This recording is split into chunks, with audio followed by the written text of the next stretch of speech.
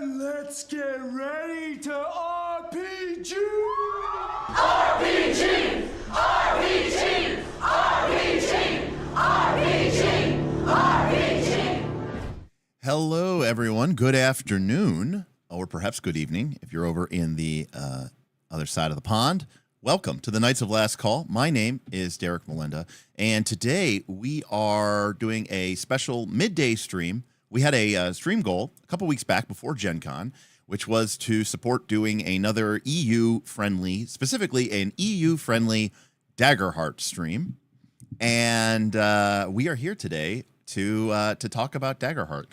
And, of course, because we're talking about Daggerheart, we will also be giving away a copy of Daggerheart, but not to any of these try-hard North American folks. No. This is going to be an exclusive overseas Daggerheart giveaway. So stay frosty for that. We'll probably do that out halfway through the stream. And if you win and you don't provide me with a European address, you're not getting it. So there's no point in you entering. Unless you strangely, weirdly have a P.O. box in Europe. If you're somewhere else European adjacent, we could probably ship it to you as well. If you're on the literal other side of the world, like Australia or New Zealand, I apologize. There's not much I can do for you at this point. Sorry. We're still working on that. Edward tipped $20, sneaking in a few minutes at work. Thanks so much for doing this topic. Hashtag Dagger Hype, hashtag Dagger Reaches. Thank you, Edward. Just continuing to keep that hype going, Edward. I really appreciate that, and thank you so much for that. Very, very generous of you. Appreciate that so much.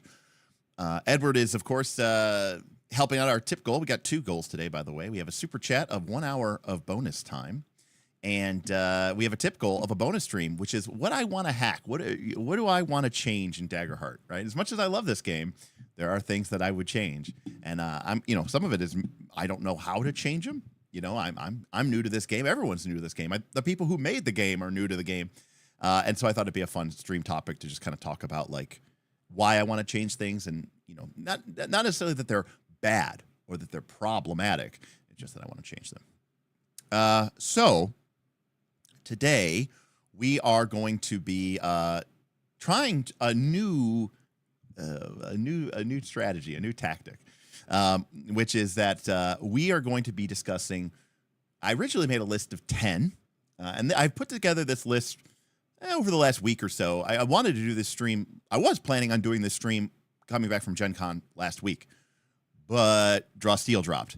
And I knew I wanted to talk about Draw Steel. We ended up talking about Draw Steel a lot. We ended up doing 3 streams. I want to say we did over 20 hours in those 3 streams. So we ended up talking a lot about Draw Steel, and I didn't get a chance for this. But while I was at Gen Con, I was talking to a lot of people about Daggerheart, and a lot of topics came up, which is a lot of people felt like, I don't really know. What do I need to know to get started?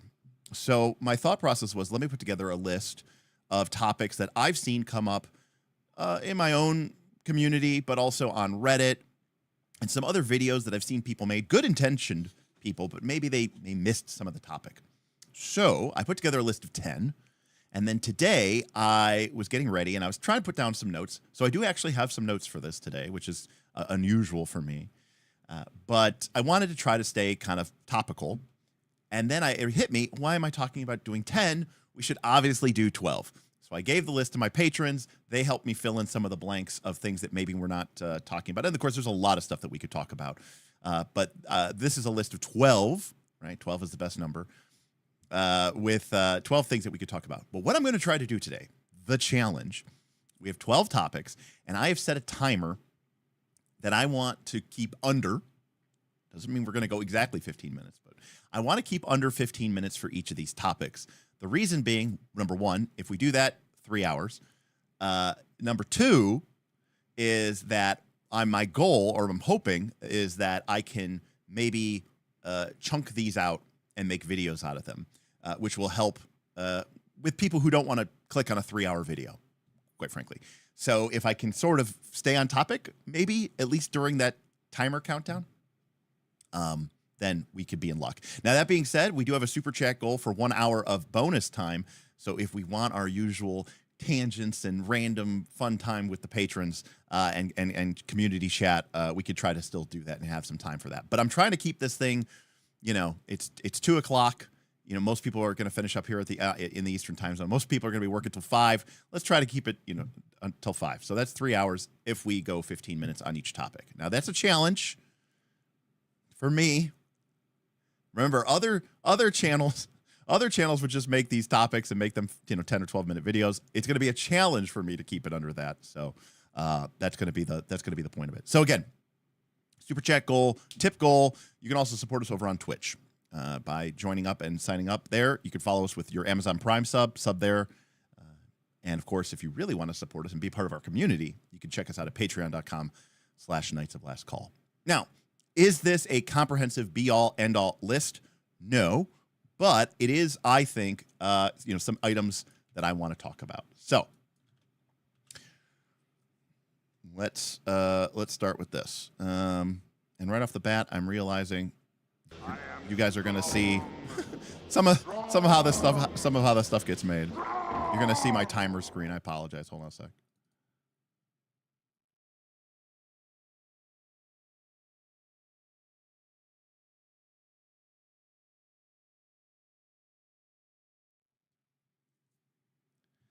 All right. I'm sorry about that.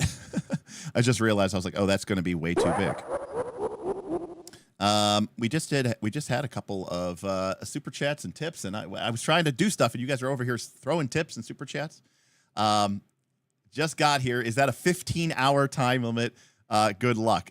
No, but 39 months of joining the adventure. GM Scott is solidly into the gold tier. Thank you, GM Scott. No, it is a 15-minute per topic. 15-minute per topic. Roman, thank you so much for supporting Daggerheart streams and timeslot. Thank you, Roman, for supporting this channel. Yep, Levick, that's the goal. And I will say this is the challenge to you all and to me. If it goes over 15 minutes, I'm not going to publish that. So that's on us.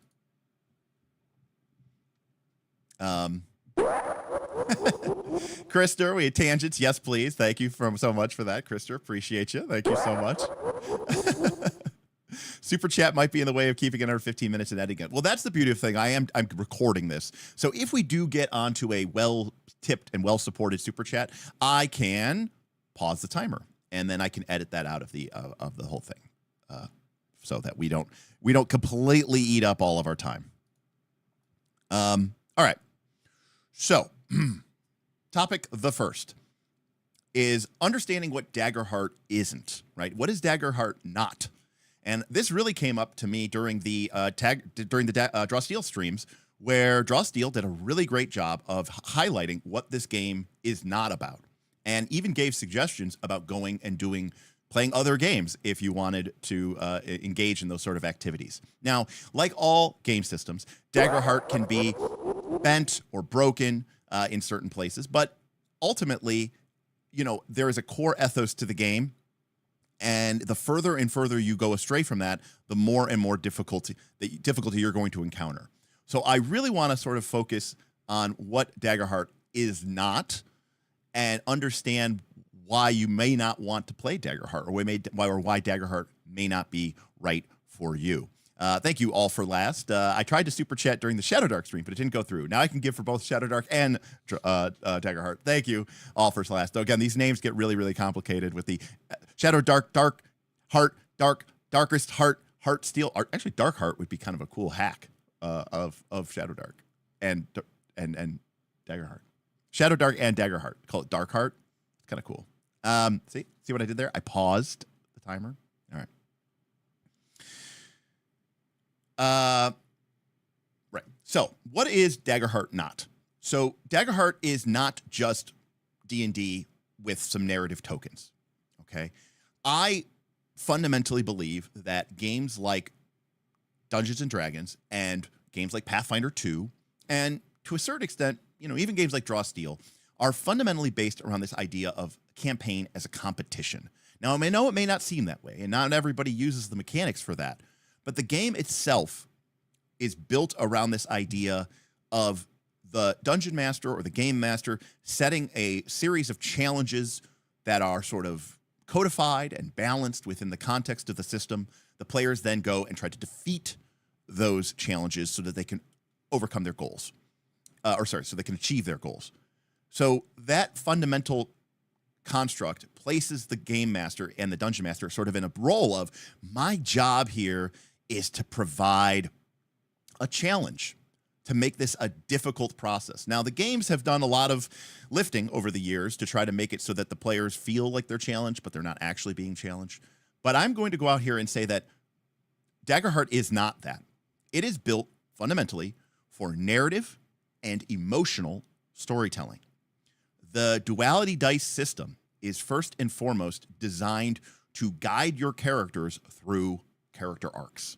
The whole game is based around this idea of not will we achieve our victories, but how. I'm pausing the stream. Goblins and Androids tipped $15. Coriolis, the Great Dark with Bob when? Well, once we get the stream built, once we get the studio built, although Goblins and Androids, Bob is supposed to come over this weekend, possibly Friday if we don't end up playing Pathfinder, and we're going to be installing everything because I finally have I say this, fingers crossed, I finally have every piece of tech, every piece of equipment, every piece of grip, every mount, every cord, every cable that I need in order to get everything set up. So, fingers crossed, we can get that all set up. But thank you so much for that. As for Coriolis, the Great Dark, I am a little disappointed that they changed it to Space Miners. I kind of like the other idea. Are we getting another studio build over stream soon? I don't know, GM Scott. Yeah, I mean, once we actually, get some stuff once we get some stuff up. I mean, once we get the cameras up, we can even just turn them on, and then you guys can just, watch and hang out. But, there's nothing stopping me from taking this camera and just turning it on and letting you guys watch, I guess, while we build, another little jazzy build stream. So Daggerheart is not, it's not designed for that. It's not about tactical precision. It is not about grid-based combat. It is not about hard balance. And while I'm not going to tell you to completely ignore the rules of the game, I find that even some of the fiddliness, like with the range ruler, I see a lot of people on Reddit, well-intentioned, they're making these range rulers, very close, far. I think those are fine. I think using miniatures is fine. I'm probably going to use miniatures myself. But I think that can distract you from what the focus and the emphasis is on. And I want people to realize that this is not about creating a tactically rich, rewarding, challenge-based experience. I've seen a lot of people on Reddit complain about, my Guardian used their class feature and they became unstoppable. There was no way for me to challenge them. Yes. Think about your average D&D game and Pathfinder 2 game. How often do your players lose? The answer is very rarely. And that is supposed to be a game that is challenge-based. Daggerheart is not that game. Those aren't the stakes that we are going up against. If you want a game that's really going to push your players to sort of min-max, car op, have to really rack their brains and think hard, this is probably not the best game for it. Now, Daggerheart is a great game because it gives us these fun little tools and these fun little toys and fun little levers that we can play with, but it is not about that kind of precision. The same thing is about initiative order and the lack thereof. This isn't necessarily a game that is about complete and total fairness and balance in every single situation and in every single encounter. I've talked before that there may be a combat where one particular character has a lot more at stake than the other characters. You can bet your ass that that character is going to get more spotlight time from me as the game master than they would maybe in another fight or another encounter, because this is about them. So you can't think of it in terms of initiative order. You need to think in terms of the lens of a director. You need to think about it in terms of a storyteller. This is a game about bringing these narrative arcs to life. But instead of it being pre-written, we're figuring it out and we're playing it together and we're discovering it together. So if Dungeons and Dragons and Pathfinder 2 at their fundamental base are a game that is a question of about there are great problems, terrible evils in the world. And the question posed by the game is, will the characters be able to succeed, right? Can our characters stop the great evil? Now, that is technically the premise that is assumed, right? That we go into that game, the players believing that if they don't play right or if they don't play well enough, right, that they can lose and that the game master will win, right? And that's what I mean by campaign as competition. Now, we all know that, again, these games are fairly tightly balanced, especially nowadays, modern games, so that actually doesn't really happen that often. And then even in situations where it might happen, we have a lot of stories on Reddit of people and YouTube of people saying, well, that's why I fudge, right? Because I don't want my players to lose. I want my players to win. So the game itself is built around this fundamental premise of, can the players win? Will the players win? If the players win? I believe that Daggerheart isn't that game. It's not a question of winning or losing. It's more of a question of, how will this experience change the characters? Maybe the fact that the characters are going to win is a given. The system is, I mean, look, right off the bat, the characters can't die. They can always avoid death. If nothing else should convince you that this game isn't about winning or losing, it should be that characters, if they, get taken out and killed, they can go, I'll avoid death. I'm going to choose to avoid death. Hell, as a GM, you could pour all of your efforts into trying to kill a character, and then they might go, you know what, I'm going to risk it all. And they roll a 10 on the hope and a 2 on the fear, and suddenly like they're back in the fight with max hit points and no, with all their hit points and all their stress cleared.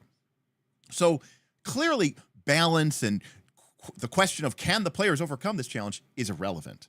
What's really at stake here is, how will the characters change? What sacrifices are they willing to make in order to achieve their goals? How will you challenge their beliefs? Can they maintain and keep up with their beliefs despite the challenges and the adversities being thrown before them? What prices will they pay in order to achieve their goals? What compromises are they willing to make? And we learn about those characters and we discover the story of those characters together. It's not pre-written.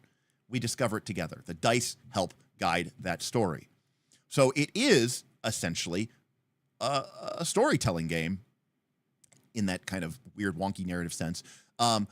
It still uses these mechanical concepts like hit points and armor class, and your character can still, quote unquote, die by going to 0 hit points.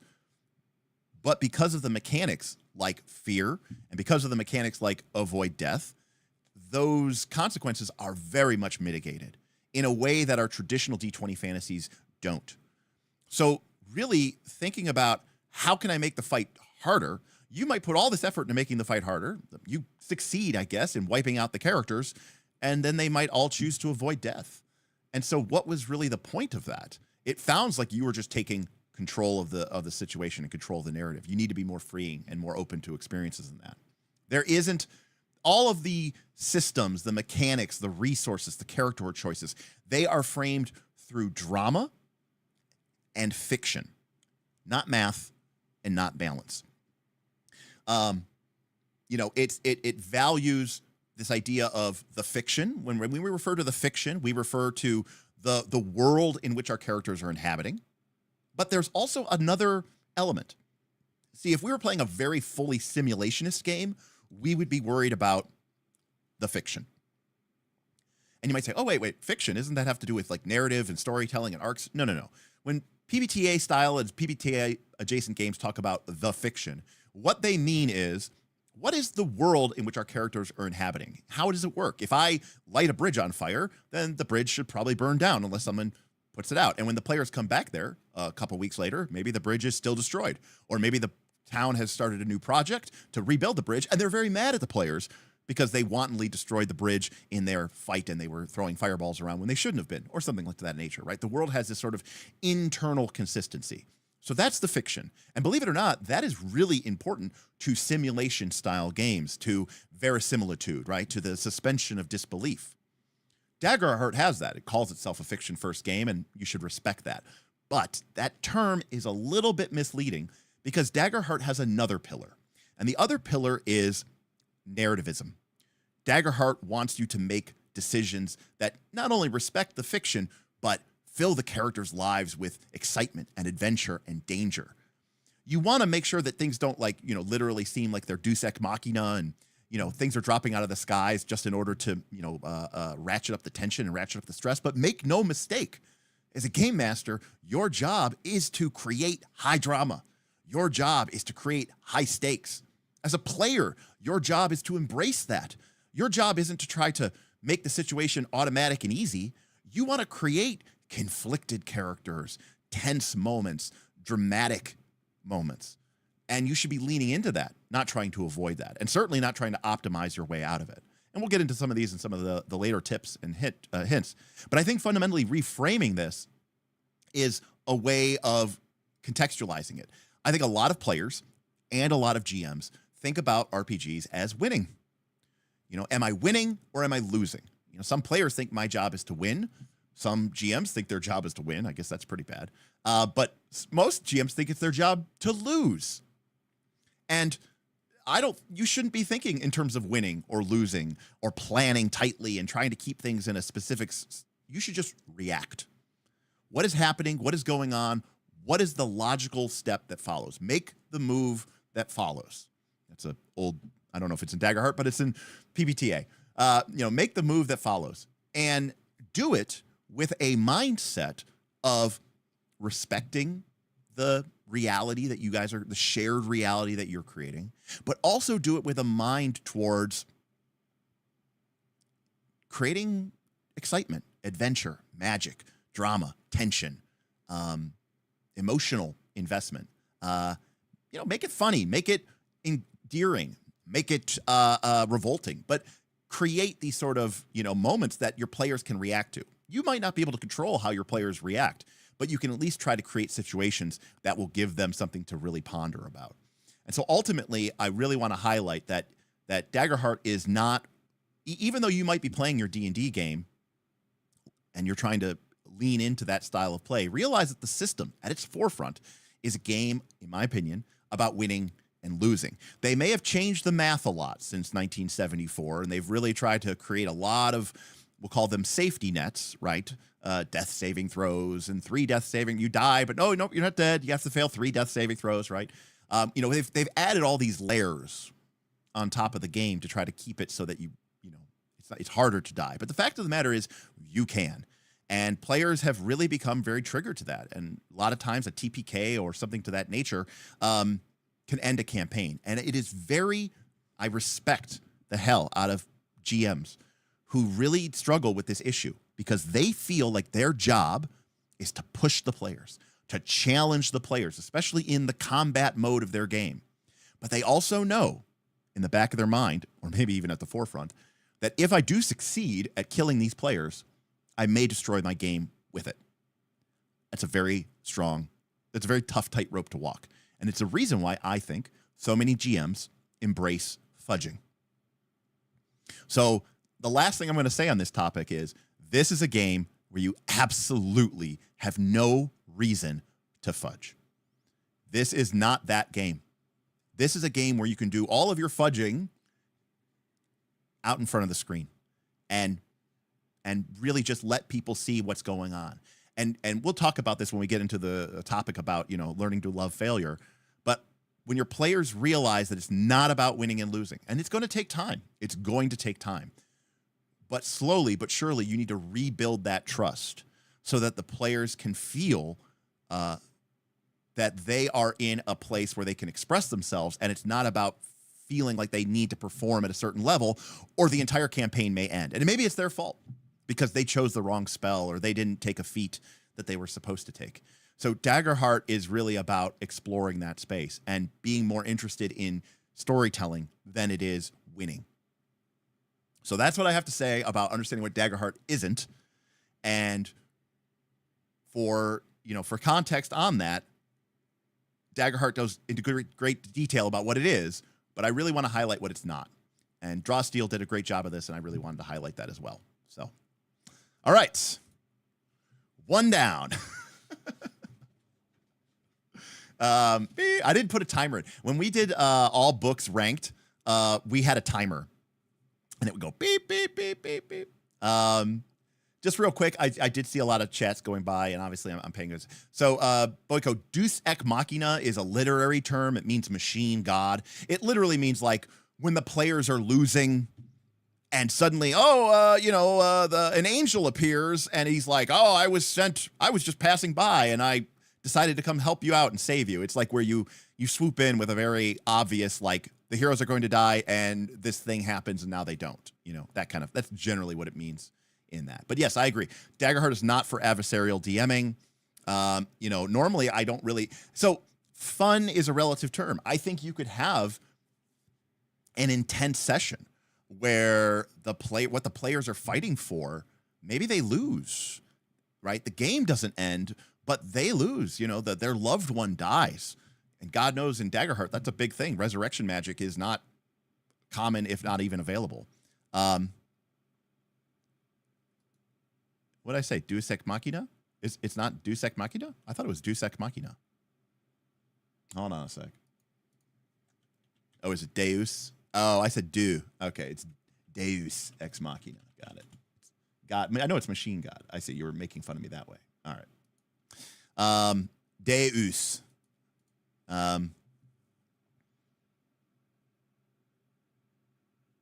Smendon, how do you create those moments on the fly? A lot of experience and a lot of open conversations and table talk and being willing to talk about this. We'll get into that later as well. Black Lodge, I agree. I think a lot of people who enjoy D&D are going to bump into the narrativist elements and bounce off of them and not know why.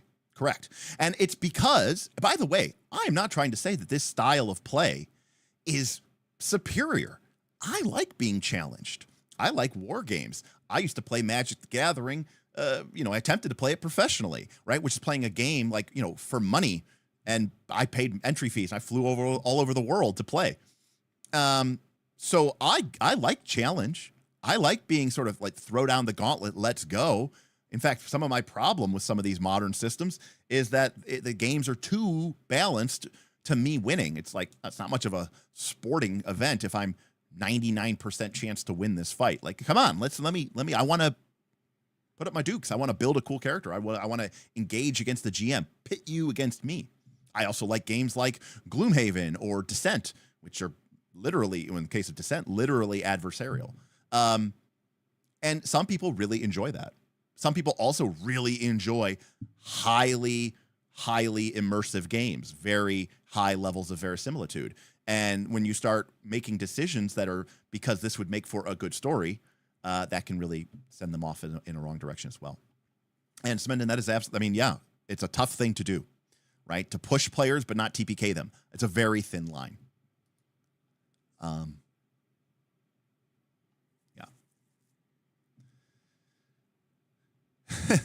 Right. If character dies, you die. Blackleaf, no. Aaron, I think it could be fun. I'm not gonna lie. I think it could be fun. Because there's something fun. There's a reason why we call them CRPGs, but right, that's basically like Diablo. That's basically, all of those things. And so, the term role-playing game, yeah, you might not be role-playing a lot, but you're doing that. All right. This one's going to be a challenge. All right.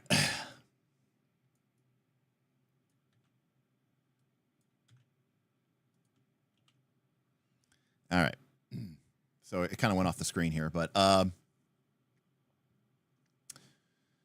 right. So there's a couple of things I want to talk about from a GMing perspective. And the second topic I want to cover is working with the spotlight and what I call dynamic spotlight management.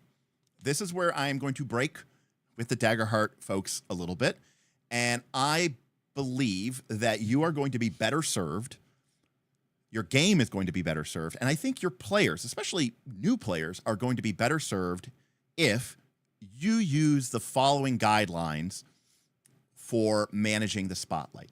So the first thing to realize is the spotlight is not really the same thing as a turn. We think of the turn in D&D as being very, very discrete, okay? Which is, my turn starts, my turn ends, and nothing in between. I don't think of the spotlight in that way. I think of the spotlight as more of who is controlling the narrative at this moment. It's very like, I've got the conch, right? If you've ever read Lord of the Flies, you are sort of controlling the action, and that can change. The camera is on you.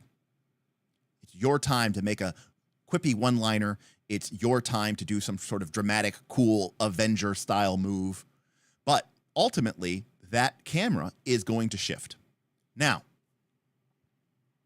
in the normal Daggerheart game, the way that the spotlight rules work is written very discreetly. And I think some people have taken this too literally, where the players have the spotlight, they pass it between them until somebody rolls with fear or fails a roll, or the GM spends a fear. And I've seen a lot of people write it just like that. I've seen that in Reddit. I've seen that in examples, even on the internet, even on YouTube, I should say. For starters, that is patently not the case.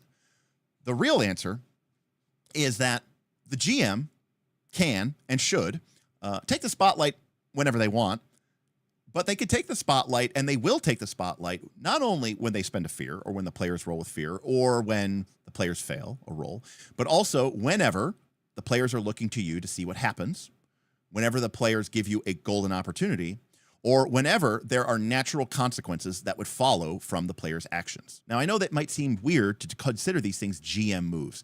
The term GM move is an old PBTA framework, but really what it means is the GM is telling you what's happening and what is going on.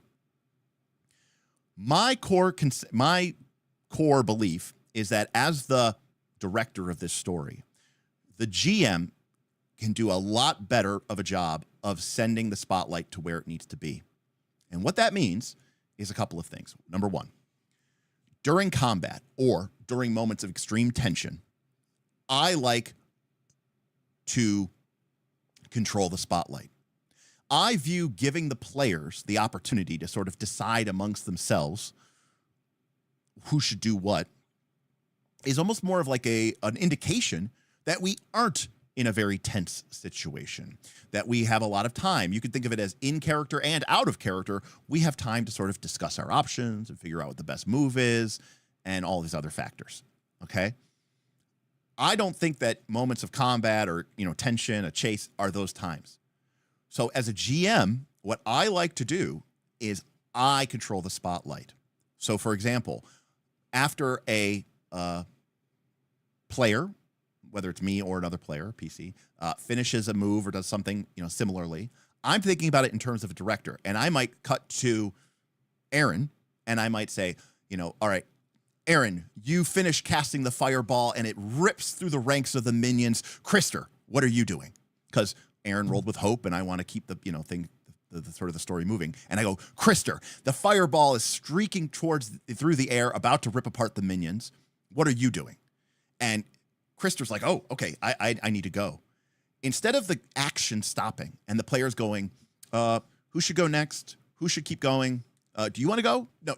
Who wants to go? Do you want to go? Do you want to go? Well, I just went, but I would go again, and I would also go again, and I would also go again. I see a lot of people having all these debates about it, and then the game says things like, oh, maybe you should use an action card tracker and track how many actions people have taken, or just do none of that and just control the spotlight as the GM. Now, you can keep a mind towards fairness. If you really need help, you can maybe make little check marks about how many times a given player has taken an action. But I don't even necessarily like doing that. Man, there's a lot to talk about in this 15-minute segment. Because one of the things that I don't measure turns. I don't measure actions. I measure impact, right? I measure impact. In complete fairness, this isn't really true, but let's say that you had a rogue character and you give them the spotlight and they take an action and, they miss and nothing happens, right? Or something like that.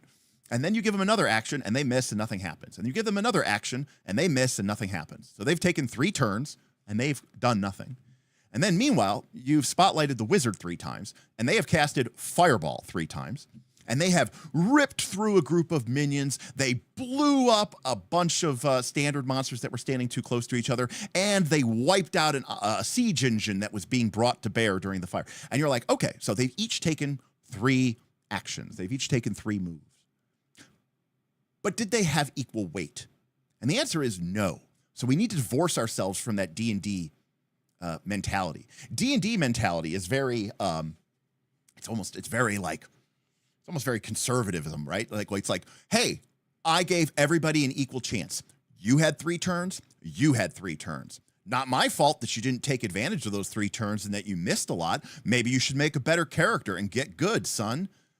That mentality, very bad. So this is not about giving the players opportunities. It's about giving the players actual impact. So for me as a GM, this is why just keeping check marks, I don't think is a very accurate way to do this. I'm paying attention, and I want to see how much satisfaction and engagement that particular player has. If I'm watching the table and I see that their attention is starting to flag, maybe they're starting to look a little bored, boom, I might give them the spotlight right away. I was going to take a bunch of fear moves. Instead, I throw the spotlight back to them, and I ask them what they're doing. If somebody has an unbelievable turn and they have a huge impact on the battlefield, and there's another player who hasn't really done a lot, I'm going to go to that player. I don't care how many moves they've taken, right? I don't care that the last time I gave them the spotlight, they tried to move across the battle. Their action was, I move across the battlefield. Yeah, you didn't really do anything. Cool, you succeeded. You succeeded with hope. But I'm going to re-spotlight that player. I want to keep the camera on them, okay? Because they didn't do anything. Imagine in a movie if you just, the camera pans over to a character and you're like, and then it's an exciting action scene, and it pans over to a character and they don't really do anything, and then it cuts back and you're like, wait, what was the point of that scene? So I think it's really important to realize that you need to sort of manage the spotlight and take advantage of that. And it makes it feel much more punchy, And yes, you are entrusting the GM to have control. Now, as I've said before, you can use this as a lever. Let's say the enemies are on their back foot. Maybe they're starting to fall back. And the players, you can even think of it in the fiction, right? The players are kind of, they almost have a moment to take a breather. They kind of like Avengers Assembled, they kind of have landed, on the hill, to me, my X-Men.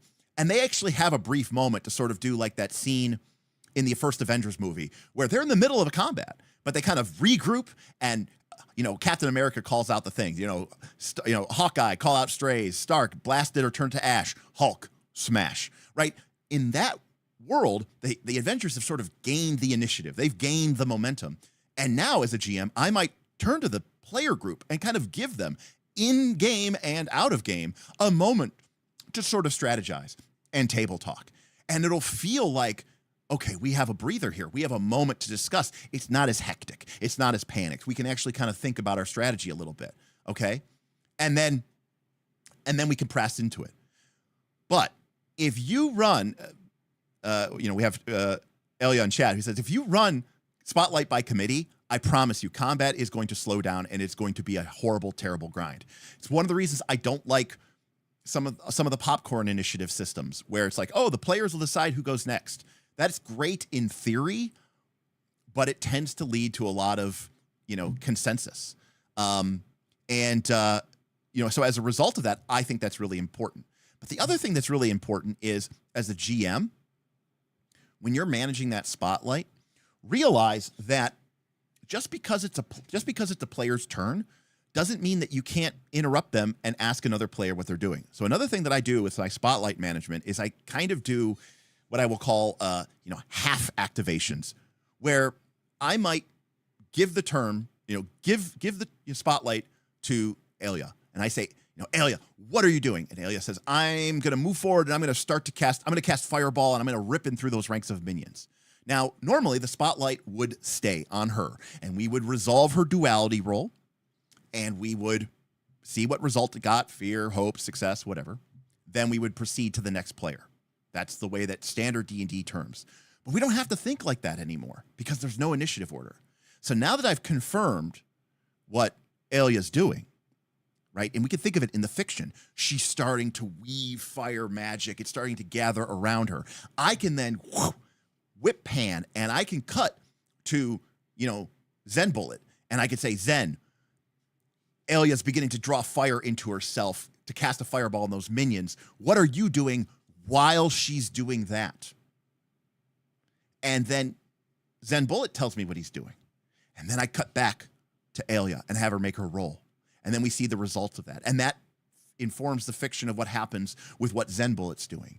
And we can use our spotlight management, not just as a way to manage initiative, but as a way to manage the camera and a way to frame this story in a way that is exciting and it's going to make the players feel engaged and active. And if you don't know if the GM is just going to point at you suddenly and ask you what you're doing, you bet your ass you're going to be engaged, because at any minute you could suddenly be on the spot. And that means you need to pay attention, and that means you need to be engaged. So, as the spotlight, sure, it's your turn, but it's more of like your moment to make an impact. And as a GM, during very intense scenes where I want to keep the pacing fast and furious, where I want to make uncertainty a part of the attention, a part of the feeling of the scene, I tend to manage the spotlight. So that doesn't mean necessarily that the player should have no impact on it, but it should be something that they earn in those scenes rather than, have to fight for it and sort of, advocate on behalf of the players. Now, some player groups, they may be totally fine, and they might say, oh, I do this thing, and then, oh, you go next, and you go next, and you go next. That's fine, but also realize something. Every time a player finishes a move, this is the last thing I'm going to say about dynamic spotlight movement. I promise you, every time that a player finishes a move, even if they roll success with hope, even if they roll a critical success, per the rules of the game, the spotlight stays with the players. It doesn't go to the GM. And then the next player goes. That's wrong. I promise you, after a player completes their action, I promise you they are going to look to you to see what happens. Because they're going to want to know, did the monsters, did it die? Did the bridge I shot a fireball at blow up? They are going to look to you to see what happens. And that means, almost by definition, every time the players do anything, even if they succeed with hope, even if they critically hit, they're going to look to you to see what happens, which means you can make a GM move. So again, you can make a GM move whenever you want. But what I'm saying is the world in which the spotlight stays with the players continuously doesn't exist. Whether you know it or not, the spotlight is always bouncing back and forth between you and the players. So as a GM, you have that ability. When the players complete a move and they look to you to see what happens, make a move. You could technically make whatever move you want. I recommend making a soft move. We'll talk about that in a later video. But ultimately, your job is to update and reinforce and change the fiction and then push the spotlight back. So again, even in a world where you're following, quote unquote, the rules, I promise you, the spotlight is bouncing around a lot more than you think it is. And as a result, the game, especially your combats, which is an important part of Daggerheart, it doesn't, it's very honest about that, will feel way more dynamic. And it's going to feel much more like an action movie. And it's going to feel a lot more high-paced, tension-filled, and dramatic. And in this game, that is definitely what we want to accomplish. We did another one. Sick. Hey, we're 2 down, okay? That's 30 minutes of topics, and it's 2:45, so we're pretty good there. But yeah, I mean, there's a lot more that we could talk about dynamic stuff. We've talked a little bit about like flashbacking. We've talked about GMs taking like half moves. I see somebody else said something about 2 of 12, Jackal, 2 of 12. As a reminder for those, actually, I haven't even checked and see like if like my stream is crashing. I think you guys would have told me if my stream was crashing. We are going to be doing an EU Daggerheart set giveaway. So just make sure you keep on that. But our goal is to do all 3 or all 12 of these today. So it is definitely not enough time for him to do that. But I am throttling my impulse to tangent here and try to keep on. Now I did take some bullet point notes, so that is helping with what I'm trying to do here. All right, let's keep it going. All right. All right. So All My Guitars says, don't know if you'll cover it, but the feeling of the players not having turns versus the GM due to GM moves happening on 3 out of 5 outcomes seems to be an annoyance I'm seeing from my players. So we will talk about that, I think, in the next one, I think. All right. All right, so our third tip for people who are new to this is this idea of mastering GM moves and framing. Now, this advice, I'm not going to lie, this is advice that comes from many other really, really well-designed, Powered by the Apocalypse style games, especially from Magpie and, of course, from Vincent Baker and, Avery Alder and, all the folks who have come before.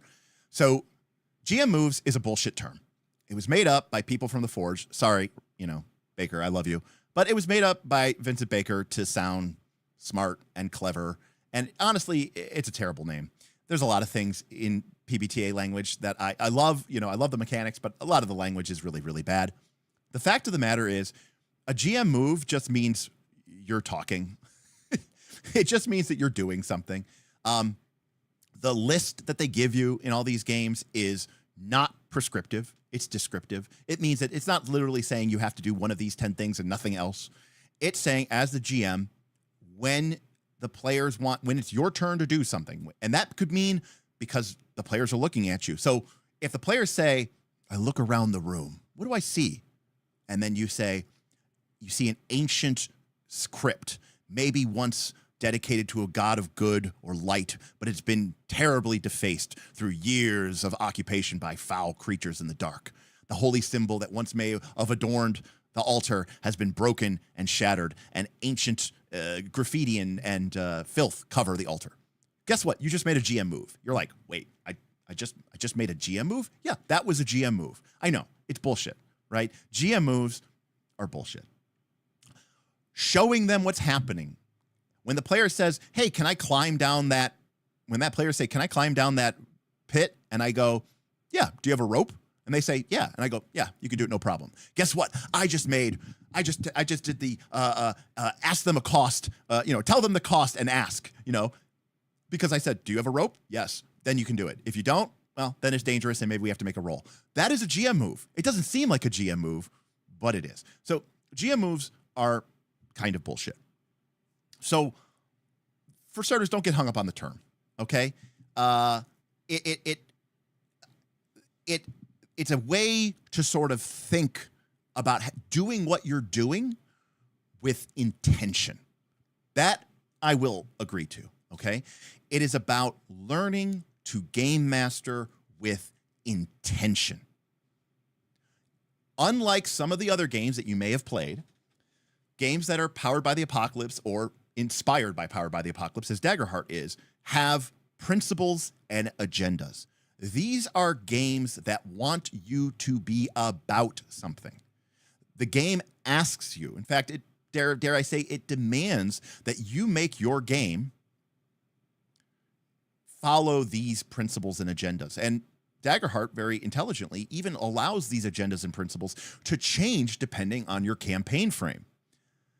So, as a result, it is your job to, what GM moves are a way of sort of getting you to think about is talking, and before you start making a move, before you start describing what you're doing, think about why you're doing it, all right?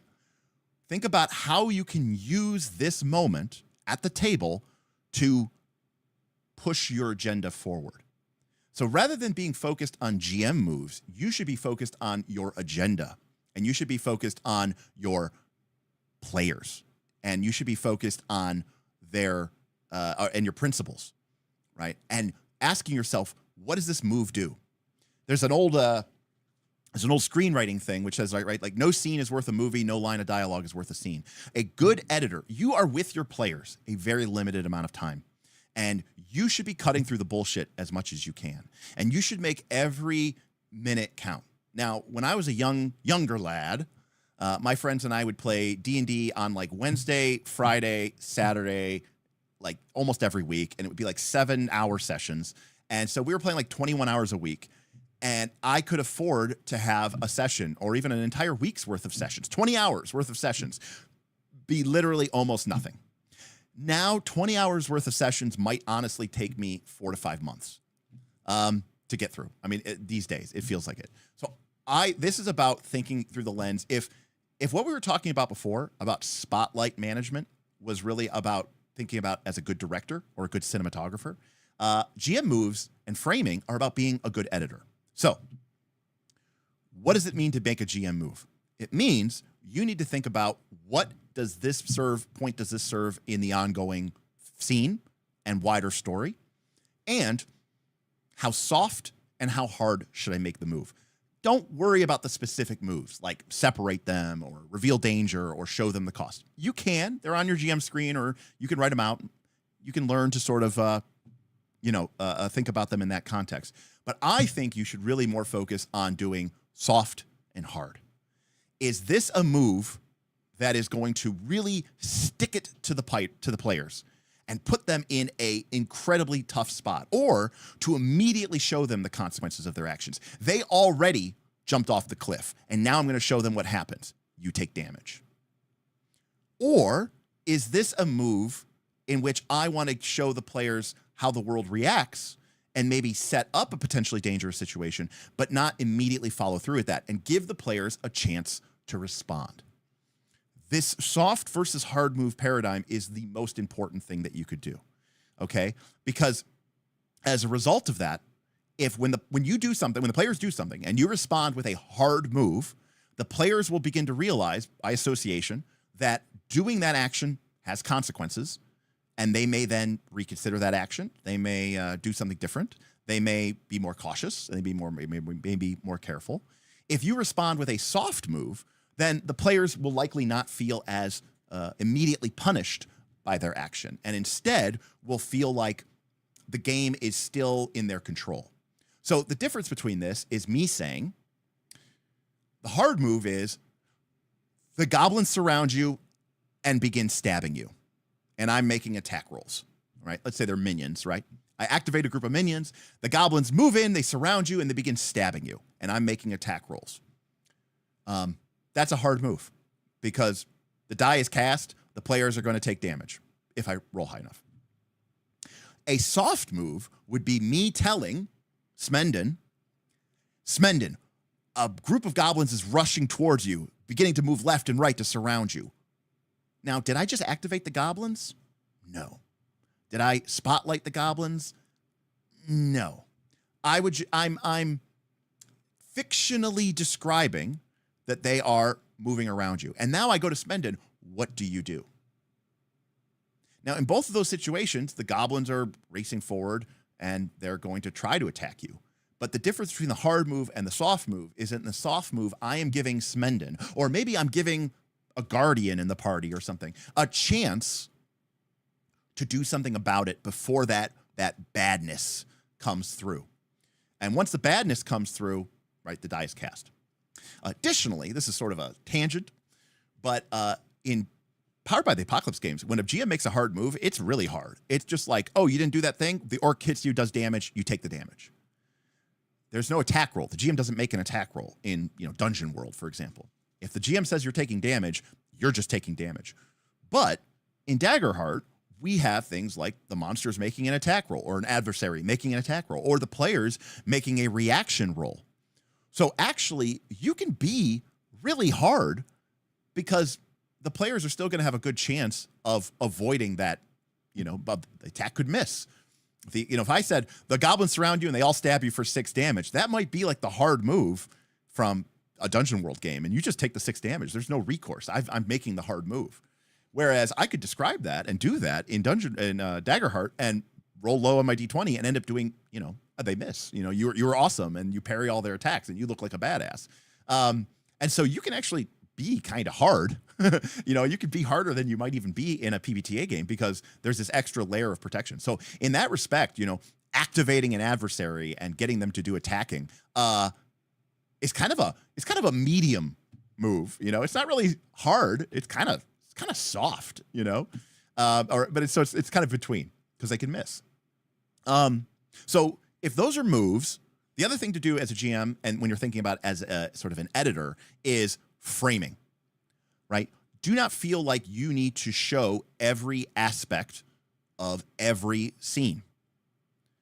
If the players are entering, if the players are going to go negotiate with the Baron for the release of their captive, of their companions, you don't literally have to show the players talking to every single guard along the way. You don't have to describe the entire castle.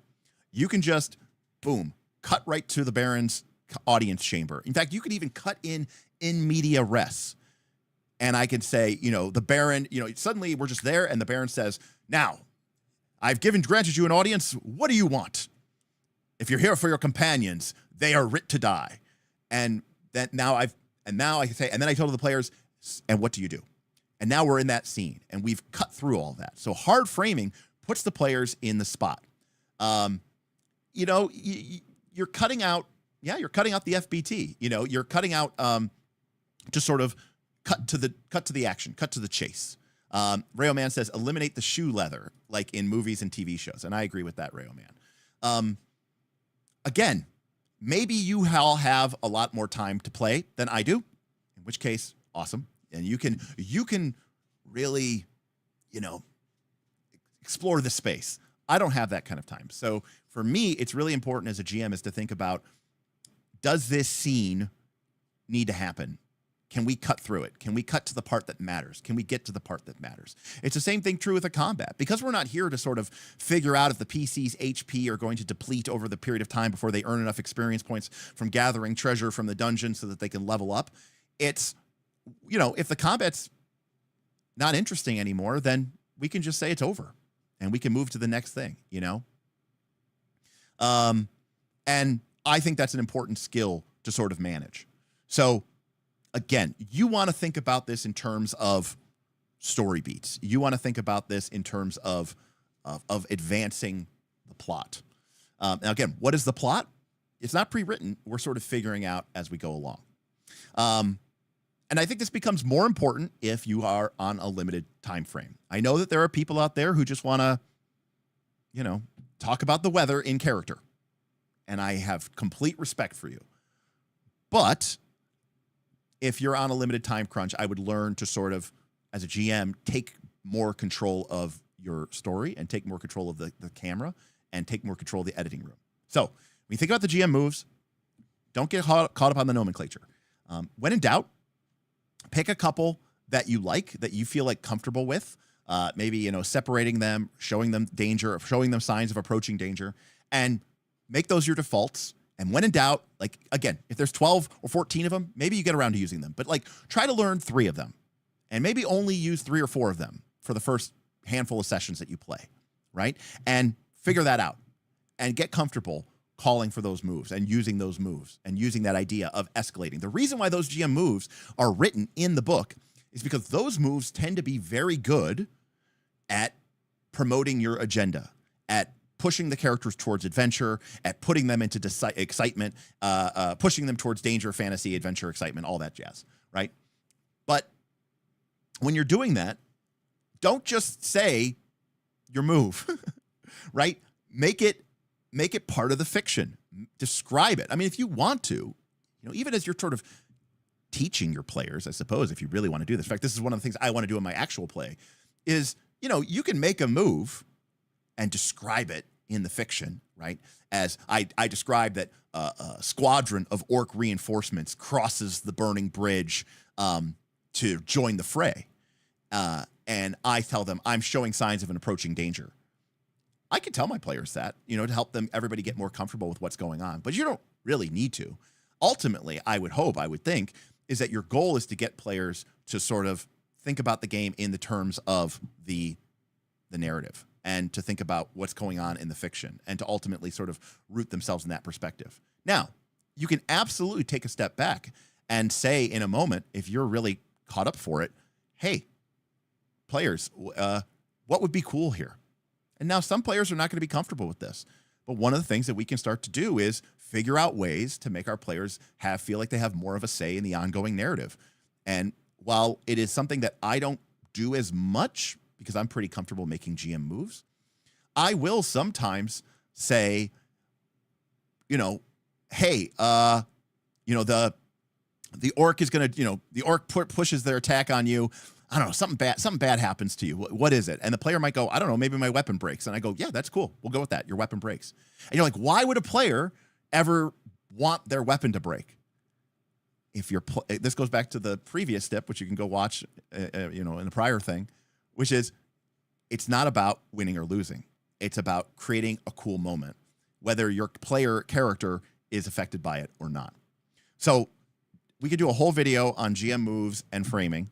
This is sort of just a high-level concept of it. We've done an entire set of games long before Daggerheart was even produced on this channel. We did a thing called Hard Moves. I think we did a stream called Hard Moves, a stream called Soft Moves. You can go talk and go look at them there. But there's a lot of stuff here, and it's worth checking out. All right. What do we got in chat here? A lot of people talking here. Runehammer is pro goblin stabbing. Black Lodge says taking damage is meaningless, though. You can't die. It is true, Black Lodge games. You cannot die. Unless you want to. But I would think that as someone who is presumably alive, I'm assuming that you, Black Lodge Gaming, are alive, I think you would probably agree that there are ways to suffer consequences in life that don't involve death. As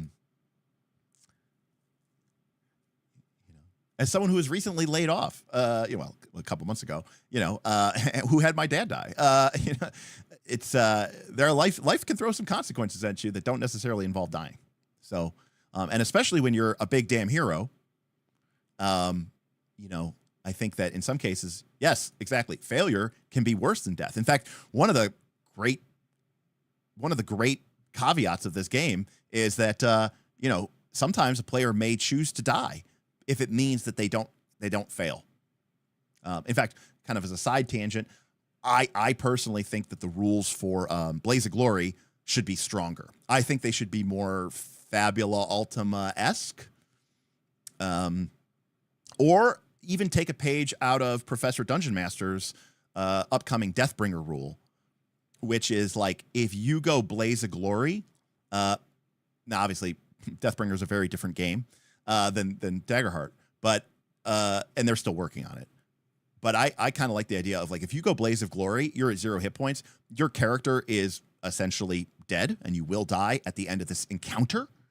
But basically, like, for the rest of the encounter, I don't know, you roll, 2d20 for your hope and fear, or something like, and you're just like a god on the battlefield, or like, I don't know, everything's like, or if like your hope is higher than your fear, you crit, or, just something, you just go out in a totally badass way. Fabula Ultima does it really narratively, and they basically just say, you have one ultimate cool mega success, and then, you die.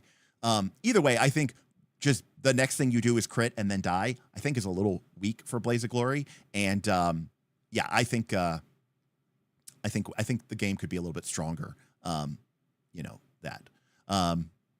So right, and also too, in Fabula Ultima, you can't do the Blaze of Glory rule unless it's a significant scene or you're fighting a villain with a capital V. And so, yeah, I think either of those could probably work out a little bit better.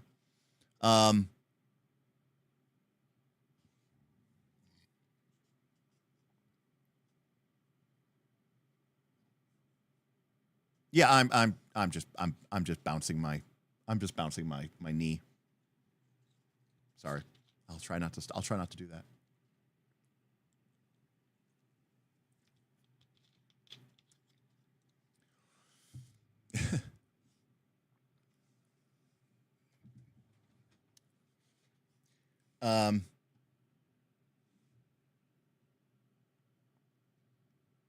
Wasn't there a concern that would mean someone could just kill the BBG too easily?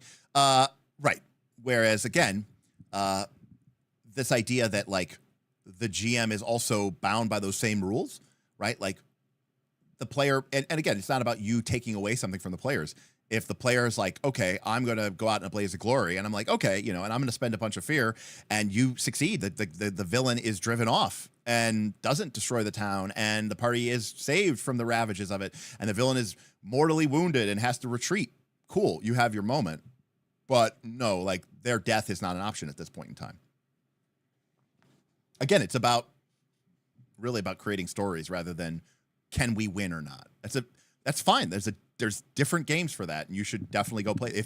If you want the question to be, in fact, I argue, if you want the question to be, can we succeed? You probably shouldn't be playing D&D or Pathfinder 2 anyways, because those games are so balanced towards your character winning all the time that it doesn't really matter. You probably are going to win. So at that point, if you're really interested in can we beat this monster, you should probably play something that's, more old school, less balanced, and more just like, roll the dice, find out what the fuck happens. I don't know. We had a super chat that didn't pop up on screen. What's up, YouTube? Oh. My YouTube stream thing crashed.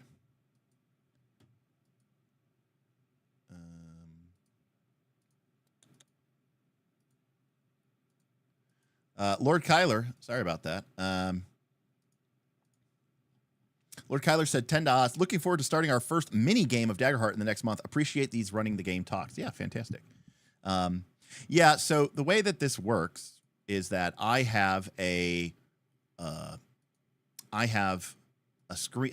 My YouTube chat is popped out, and then the YouTube chat gets picked up by this Chrome app, which then displays it, which is then puts it into the chat. However, YouTube/Chrome sucks, and sometimes it gets like a memory error, and then it dies, and then it doesn't happen. So, yeah. So I have to sometimes reset it. So that's what happened. Normally, I'm much more Johnny on the spot with it because I notice it right away. But when I'm like talking in these videos, it doesn't really work as much. There you go.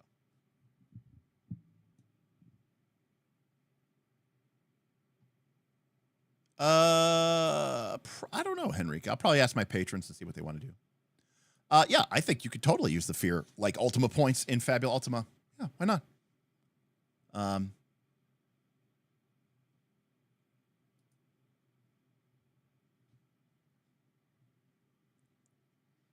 Oh, awesome, Trey. Cool. Very cool. All right. So kind of framework from what we were just talking about here. So our next topic is learn and teach your players to love fear and failure. So again, this is a situation where we have been trained from very simulationist concepts to want to avoid failure at all costs. And quick little mini tangent here. Of course we have been. And a lot of times people think that players min-max because they don't want to die or because, they never want to fail. I think that's actually not true. I think players don't want to let their other PCs, their other players, down. In most D&D games, when you fail a roll, it means you are that much closer to death. It means that you are that much closer to, losing. It means that you have let the players go. You've let the players down. It also means that if you're playing in a combat game, if you miss in most versions of D&D and most versions of Pathfinder, when you miss, you do 0 damage, nothing happens. So there's a very strong incentive here to want to hit because of course you want something to happen. So here is my radical advice to you. When you fail in this game, it means that your character did not achieve the success that they wanted, and that per the rules of the game, the GM can now make a move. And one could argue that they can make a hard move. What I tell you is that sometimes, even when the players fail, that doesn't necessarily mean that you should just immediately make a GM move, like spotlight an adversary, that then gets them attacked. Because what they are going to learn then is that whenever I make an attack, if I roll low, I'm going to not only miss and do no damage, but then the GM gets to immediately attack me. And so there's a strong chance here that the players will actually feel like failure is worse in Daggerheart than it was in D&D. Because in D&D, they'll say, well, in D&D, when I miss, I didn't do anything. And then it was the next person's turn. That's better than I missed, and then the GM got to attack me? Now, granted, the monsters don't get an initiative order, so they don't go, right, normally. So obviously that's not exactly true, because otherwise the monsters would never go. So there's that element to be put there. But part of the key to teaching your players to learn to love fear and failure is quite simple. When your players fail, or if they roll with fear, you make a move. And that move does not always have to be the adversary attacks. Sometimes the move could be something like this. You and I are playing. You describe your character going in to take out a group of minions. You swing your sword or whatever. You fail. So you don't hit. And you fail with fear. I get to make a move. And I get a fear point. My move might be like the minions swarm around you and begin hacking and slashing their way through you.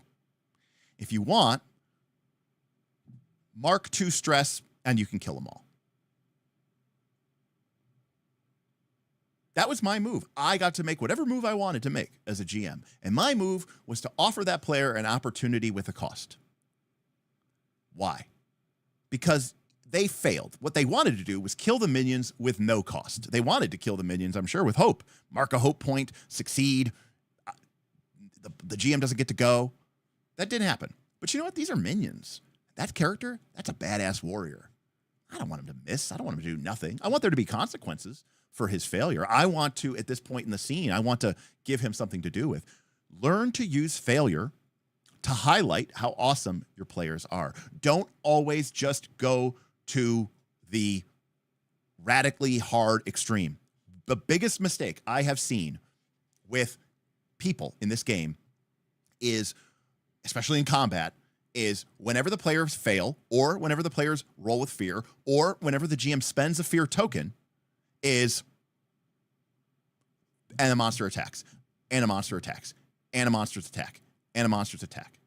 I think that's one of the more boring things that you can do. So ultimately, I think what you should do is use failure as a way to reframe the character's success. Now, look, that doesn't mean that sometimes shit goes wrong and shit goes bad, but as the director, as the game master, you need to feel that out. And for all of you, those who are like, how do I know? You got to learn. You got to feel your vibe. I know that sounds terrible, but you just got to do it a lot. Look into your player's eyes. It's one of the reasons why I say it's hard for me to run games not in person. It's why it's definitely impossible for me to run a game if I don't have cameras up. I read body language. It's a big part of how I game master. So, especially with these type of games. So, fear or failure doesn't mean that the character was wrong to act. It simply means that the stakes are real, and we should be leaning into that. Failure should mean interesting consequences. It should not feel like a punishment. Sometimes a failure with fear against, let's say it's a massive dragon, right? And your hero kind of comes up, maybe even with a little bit of swagger. Again, we still want our heroes to feel like they're the protagonists, right? That they're the heroes of the day. But they roll a fear with the failure. That's one of those, like, again, I always think back to movies. It's like when Thor, swings his that big hammer at the Hulk, and the Hulk just catches it. and then like moves the hammer out of the way to look at him. And then like Thor goes, I'm sorry. And then the Hulk just smashes him in the face, right? And just, you know, he goes sailing across the thing. Sometimes the player runs in and against a dragon and rolls failure with fear, and you just describe the dragon as just like stopping their attack cold, crushing them into the ground, and then throwing their body in it. They're like tumbleweeding across the battlefield, skidding to a halt as their armor, buckles and breaks against a nearby boulder, right? That scene is still satisfying because something cool happened. And one of the hardest things that you can master as a game master is making the players feel cool in defeat. Think about some of your favorite movies. Think about some of your favorite animes. Sometimes one of your favorite things is seeing your awesome favorite hero character take a beating and get back up. It's seeing them kind of get destroyed a little bit because it means that when they come all the way back, it feels way more satisfying. Right? Very rarely in any of the movies that we watch or animes or books do the heroes just like win constantly without never failing, right? They fail a lot, actually, like all the time, a lot. And the key difference is we just don't make them look like little bitches. So if you are treating the fear as a complication, a twist, a shift, right? Encourage players' emotional actions too. Ask them a question. I know it seems crazy in the middle of a spotlight, right? If the player fails a roll, and one of the things that you can do as a move in the book, I actually don't have the PDF open. What a mistake that is. One of the GM moves that they recommend in Daggerheart is basically to ask the player how they feel about it, and you might do that even in combat. Obviously, you have to sort of feel out the pacing of the moment and the tension in the scene. But think about some of your favorite combats, your favorite action scenes from movies. Sometimes there's these little moments where we get to see how a character is responding to their failure, and that teaches us about that character. And we make it more of a character moment than you're losing the game, you're losing the losing the fight moment, right? So again, focusing on the potentially narrative effects of fear and failure, but also don't be afraid to making soft moves and maybe even allowing the player success even on a failure, but have it cost something. And maybe ask them, do they want to pay that cost, or will they pay that cost? And there's no right or wrong answer. You could ask them to do whatever you want, and they could say yes, and they could say no, but at least giving them everything that you could want. Now, Black Lodge Gaming, I'm going to go out on a limb here and say you should probably never play Daggerheart, or maybe, I don't know, any narrativist or Powered by the Apocalypse game. Because it does not seem like this is, your cup of tea. But you won't. All right, fair enough. I really respect that. Because again, in real life, right, we always say you learn from your mistakes, but that doesn't mean we're encouraged to fail, right? But in these type of games, because we're trying to reflect the sort of pacing and structures of our favorite stories, failure is really, really important. All right, fair enough. You enjoyed the discussion. Lord Kyler says, if the player doesn't take you up on the offer, too stressed to kill the minions, is that still considered resolved? They just miss and move on? Or do you move to something else? I consider it resolved and I move on, Lord Kyler. I might make a really soft move.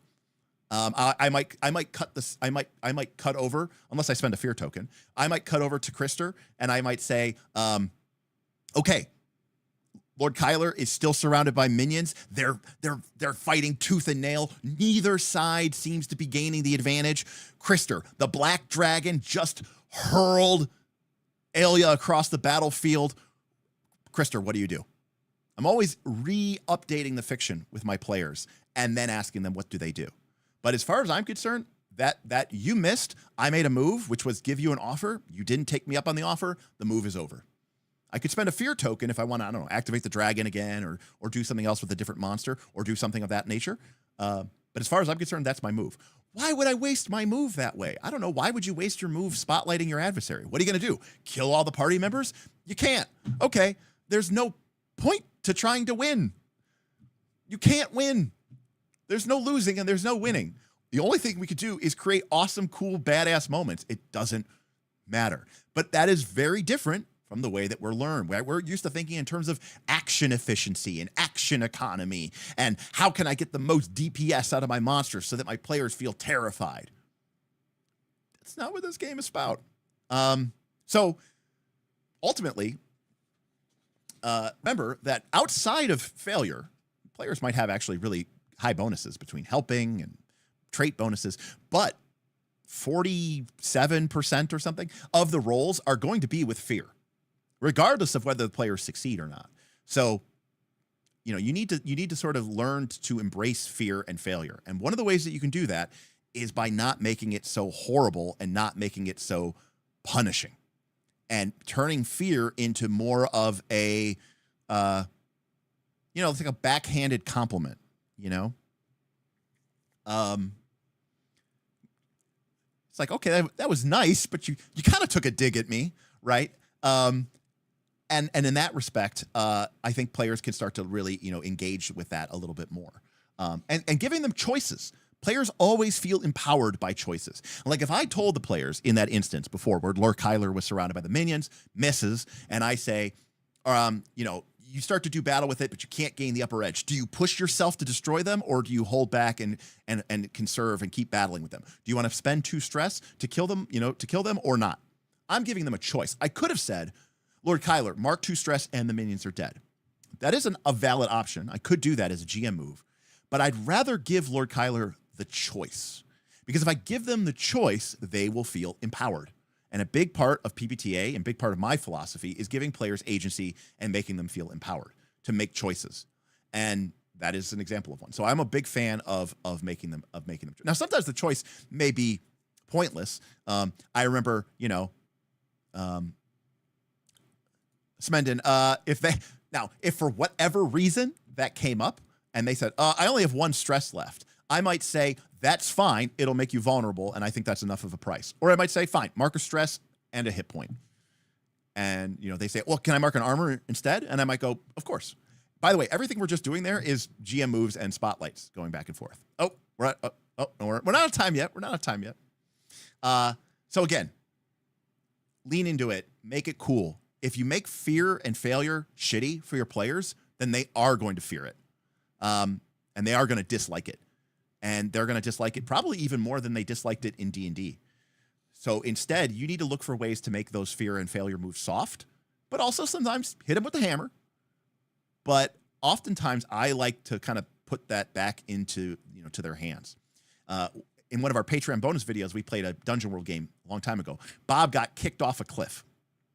And I said, Bob, you begin tumbling to your death.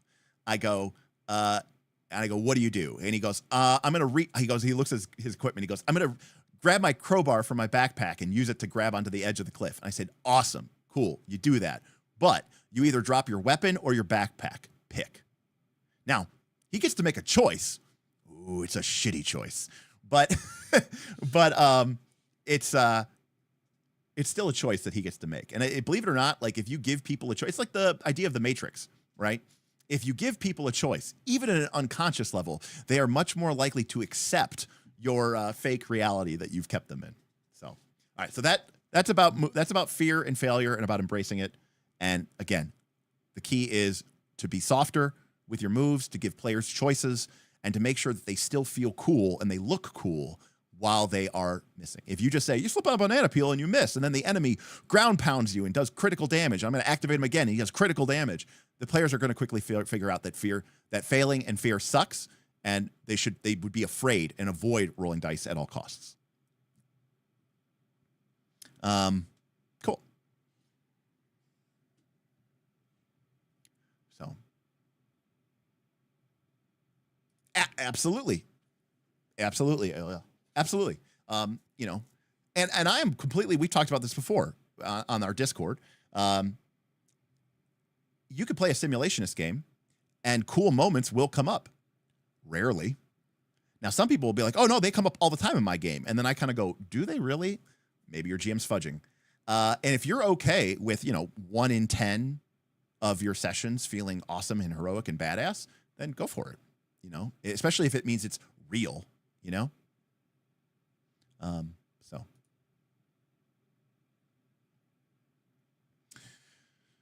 All right. Next, we're moving on. All right, so we have 12 of these to do. So we're probably going to do 6, and then we'll do the giveaway.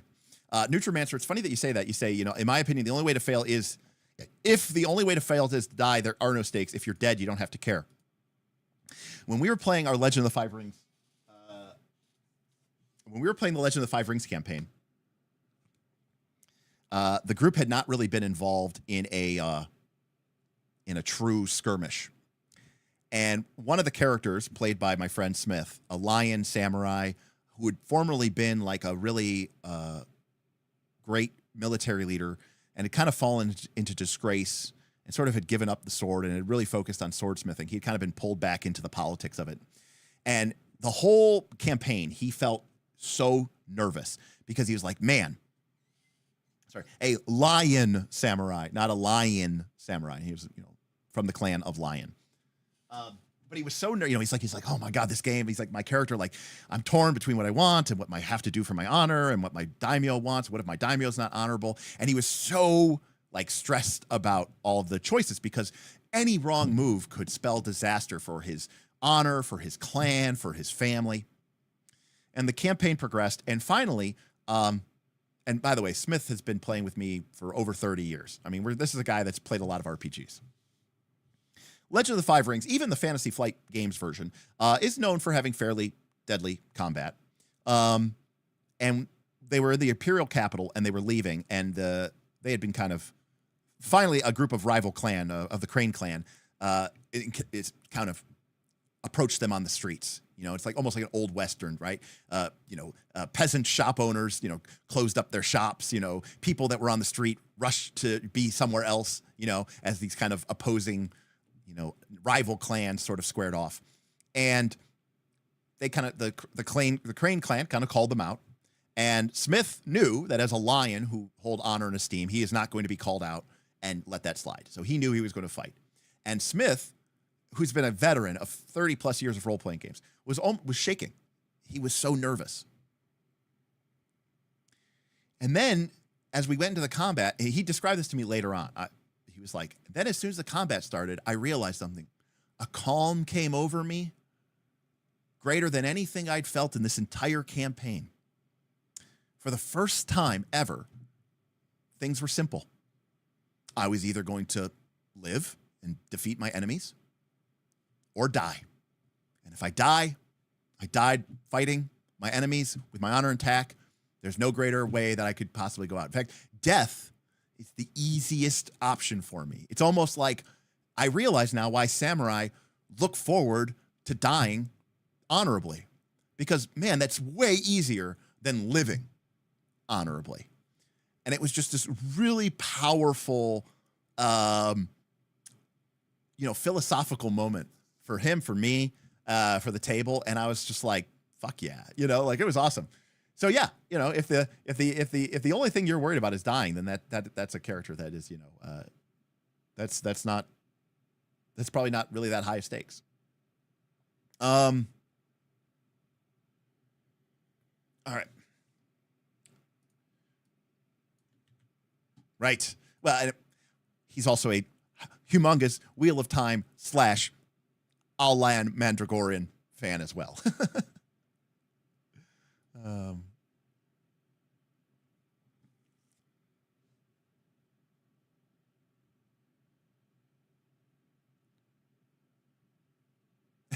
It is very stressful. It is very stressful.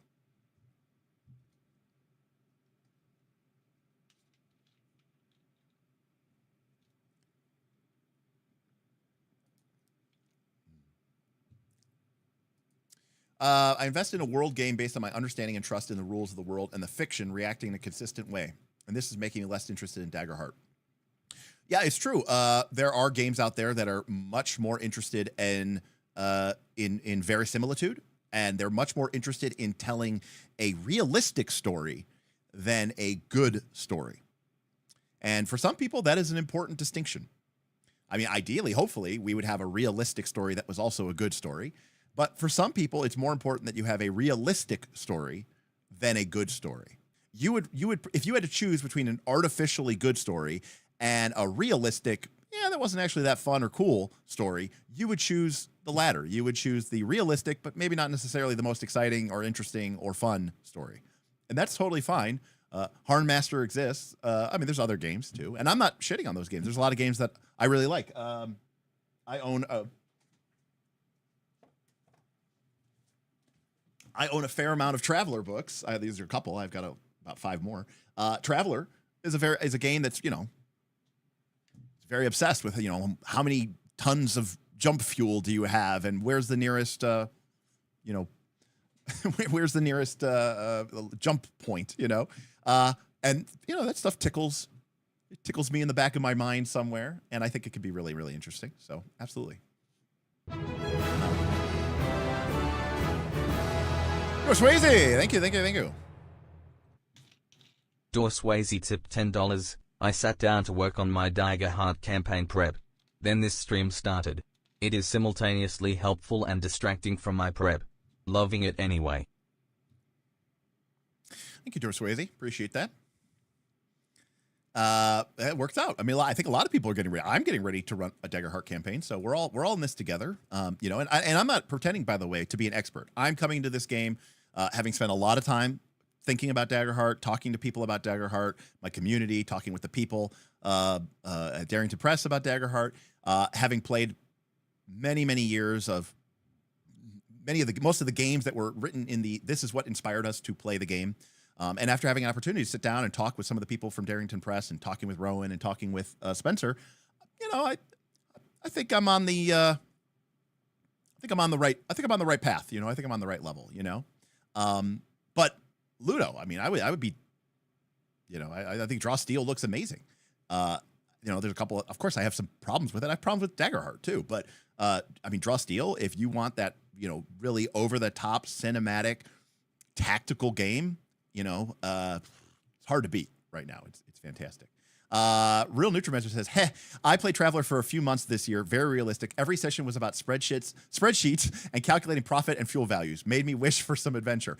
Now listen, you say that, but I love me a good spreadsheet. Space mortgages, man. How are you going to manage your space mortgage? Oh my God. With these tariffs. A space mortgage in this economy? Are you kidding? So.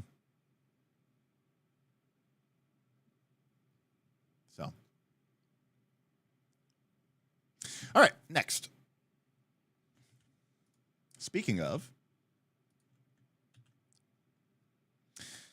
All right. Do not. Oh, sorry. Here we go. All right. So topic number 5 is don't forget the fiction and avoid the mechanics trap. So we talk a lot about this bullshit term. It's another bullshit term called the fiction. And what it really means is what is happening right now and what would happen. And as a result of that, right, so again, we have this kind of a structural issue, which is we want to make sure that whatever happening in our Daggerheart game, which is fiction first, respects the integrity of how we perceive the game to work. Always ask yourself, what is happening in the fiction?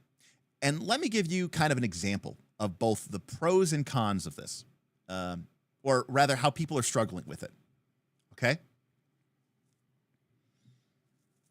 I've seen a lot of people say something along the lines of, Daggerheart doesn't have elemental damage types. It has 2 forms of damage. It has basically normal damage, physical damage, and then it has magic damage. Those are the only 2 damage types that it defines. And They talk, however, about how like some spells or abilities, like Fireball, clearly do fire damage, or because of in the fiction of the fire damage. And they're like, so, but there's not elemental damage types. So how would I handle that mechanically if, a creature was made of ice or if a creature was made of fire? And the answer is you really wouldn't. You don't need to, because we just ask ourselves what makes sense in the fiction. Should a creature made of pure fire be immune to a fireball spell? I don't know. Probably. In my world, sure. Why not? Now, the game doesn't give us copious amounts of rules for that because it just assumes that we are going to fill in the blank. And the reason why it assumes that we can fill in the blank is because in a game that's really concerned or balanced around the mechanics, it's important that we weigh the pros and cons of elemental vulnerabilities and elemental resistances, and it's got to factor into the creature's challenge rating and all this other stuff. That's not the case here. Here, we just kind of go with what makes sense. So when people say fiction first, and when people say respect the fiction, what does it mean? It means go with what makes sense. Now, what makes sense doesn't necessarily mean in Earth 2025, and it doesn't mean Earth the Middle Ages. It means in your campaign world. All right? How does magic work in your campaign world? How does elemental magic work in your campaign world? We don't have rules in the real world for how magic works, so you should just decide that and apply it and try to apply it consistently and fairly, and then it'll work just fine. So really, it's just asking yourself of how should this work and going with that, and does it make sense? My general rule of thumb is don't get so caught up about making a mechanic for everything if it's obvious what it would do. So as an example, Fireball gives us a description of how much damage it does. Because if I just said, well, it's a fireball, and you said, well, how much damage does it do? And I go, well, that's obvious. And you go, no, not really. It's not. It's not really obvious how much damage it does. Does it do a lot of damage? Does it do a little bit of damage? How big is the fireball? It doesn't really, we figure it out. No, that's something that we probably need to know. What would fire do? What would a fireball do to a forest? Do we really need mechanics for that?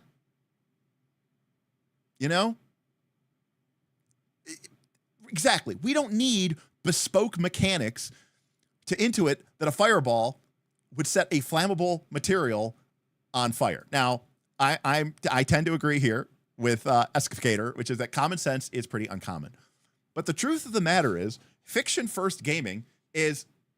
Now, here's the thing. See, you already said, but would it? A lot of people might say, well, a flash of fire, actually, if these are live trees and they're full of sap and it's, springtime and they're summertime and the leaves are not dry, it actually probably would do very little, and the blah, blah, blah, blah, blah, blah, blah, blah, blah, blah, blah, scientific nonsense. And you could, if that's your group, go for it.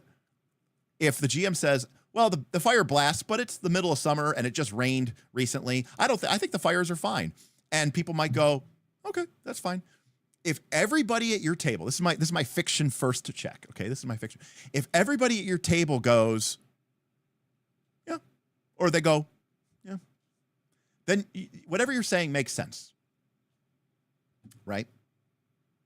So if people kind of give you a look of like, what?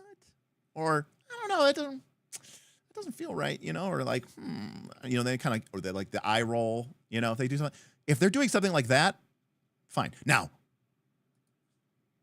you could be right. You could be like, but it's a magic fireball.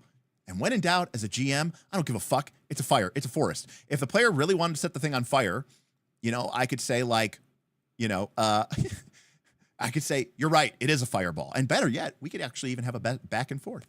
I would say, well, normally a fireball, right? Because here's the thing. I don't need a mechanic for this. I could just make it up and respect the fiction. Ready? Here's how we do it. We throw the fireball, and I said, it blasts into fire, a few leaves crisp up, and, there's a blast of fire. Like, no, I wanted to burn the fire, the forest down. And I go, all right, tell you what, if you mark a stress, you'll pour extra energy into the fireball, and it'll burn particularly hot, enough to, combust even the green wood. And he goes, yeah, I'll do that. Mark of stress. Cool. The forest is on fire. I don't need an entire new mechanical subsystem. I don't need to know what the hit points of trees are or what their resistance to fire damages are. And by the way, if you think that sounds crazy, 3rd edition D&D had that table. It had like, what's the hit points of paper? What's the hit points of rope? What's the hit point of wood based on how thick it is? What is its weakness? What is its resistance to fire and different object types? Oh, it's a wood. It's resistant to piercing damage, but it's vulnerable to axes. I mean, there was a whole table for all this stuff. And some people will go ahead and codify all of those rules in the game. We can do that. But with Daggerheart, I would say we don't need to, because that isn't what this game is about. Instead, just go with what makes sense.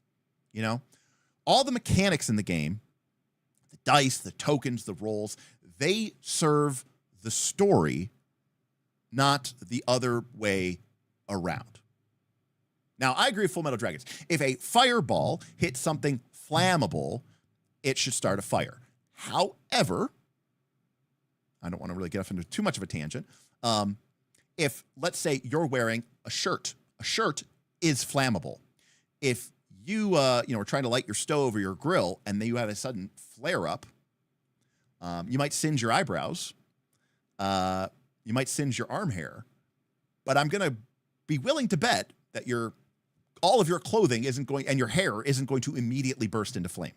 So there is a slight distinction here. But again, it doesn't matter. As long as that makes sense to your group, that's true. That's true. If something's hot enough, anything's on fire, flammable. That's true.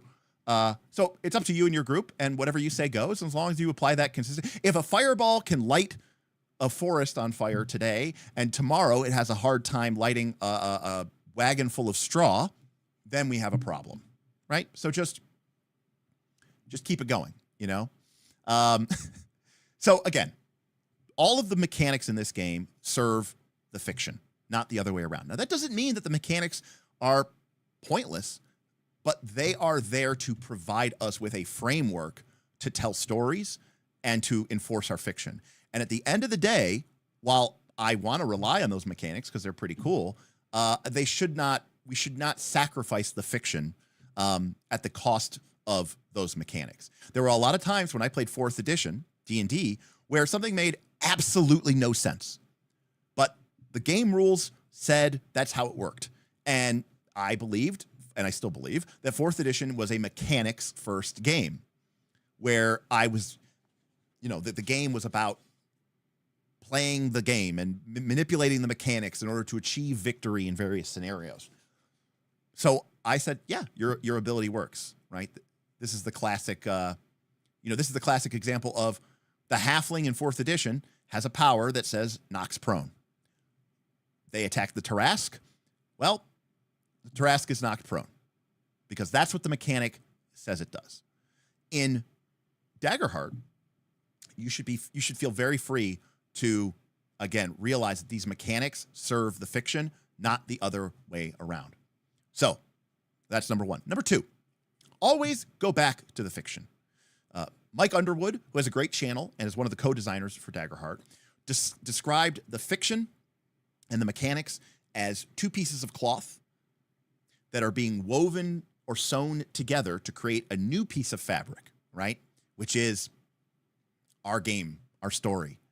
And he described that the PCs and what the actions that they're taking are needle and thread that are going from the cloth that is the fiction into the cloth that is the mechanics, back to the fiction, back to the mechanics, back to the fiction, back to the mechanics. Another way that this is often said in PBTA language is start and end with the fiction. So what that means is it's fine to use mechanics, but make sure that you start with describing what does the battlefield look like? What does the action look like? How does your character feel? What is their character's emotional state? How does it sound when you draw your steel from your sword? Then we can get into the mechanics of it, but it's important that we then end with, and now here's what the battlefield looks like now that we've taken our mechanical effect, right? Clarify our intent, clarify our outcomes in narrative terms. Your turn should not end with, and I did 2 hit points of damage. And I did 2 hit points of damage is a mechanic. And it's important. There's very few games that don't have any mechanics. But after our player or our monster marks 2 hit points of damage, what does that look like in the fiction? What does that outcome look like narratively? You know, describe it. How does it feel? Do they fall back? Is fear gripping their eyes? Are you incensed? Are you enraged? Are they coming on stronger? Are they looking like they're going to, flee? Is their armor shattered? Is their arm hanging uselessly at their side? What does it look like? 2 hit points is a cool mechanic, but it's not really any sort of storytelling element. Okay? So describe our actions, set them up, use our mechanics to figure out how to finish that description, right? Ludo, I completely agree. Don't let your players just say they are attacking. That is poison to Daggerheart sessions. Yes, that saying that I'm going to use my power is, or say I'm going to use my attack is not fiction. So describe actions vividly before resolving them with dice. In fact, make it a requirement. So that is what is super important here. Similarly, we want to use the fiction to justify the mechanics, not mechanics to invent new fiction, right? So as I was saying before, it's fine to come up with some new rule or new mechanic or new option or new ruling because the fiction demands it, but don't make the fiction necessarily bend over itself backwards to accommodate your mechanic. If what the player is trying to do doesn't make sense, then it doesn't make sense. If the player has described their rogue's darkness magic as being, kind of like a Batman utility belt, and they use, fear and misdirection or potent weapons against the weak-minded or something. I can't remember what Ra's al Ghul tells him, but he's not actually creating, darkness. He's not actually teleporting. The same way that Batman isn't actually teleporting, although he seems to, because he can use fear and misdirection. Okay, cool. Well, but if in our fiction, if our rogue loses that belt, then they can't do those things anymore. Now, the rogue might go, but I still have the card and I still have the mechanic on my character sheet. Fine. But in the fiction, your character uses that belt. You've lost that belt. You can't do those things anymore. I don't care what the game says, and I don't care what the mechanic says. We're not worried about the fairness or balance of it. We are just respecting what our fiction has said. We're being internally consistent with the world that we are building. That might make your rogue suck, and that's on you.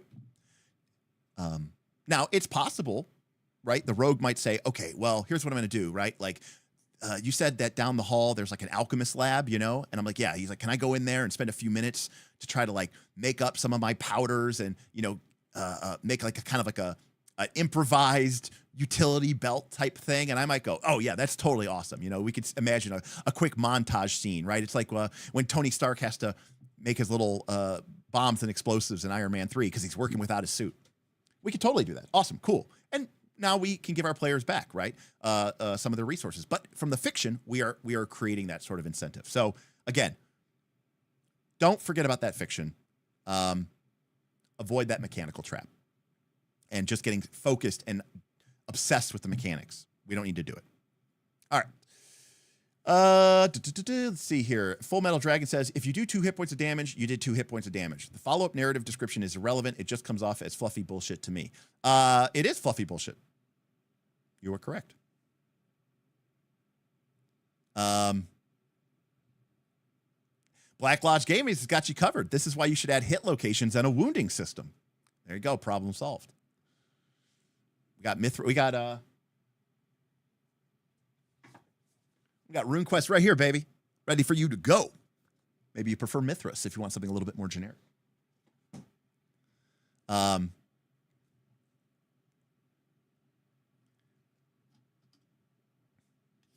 It's not technically FBT. You are correct, Aaron, but I'm just being flippant.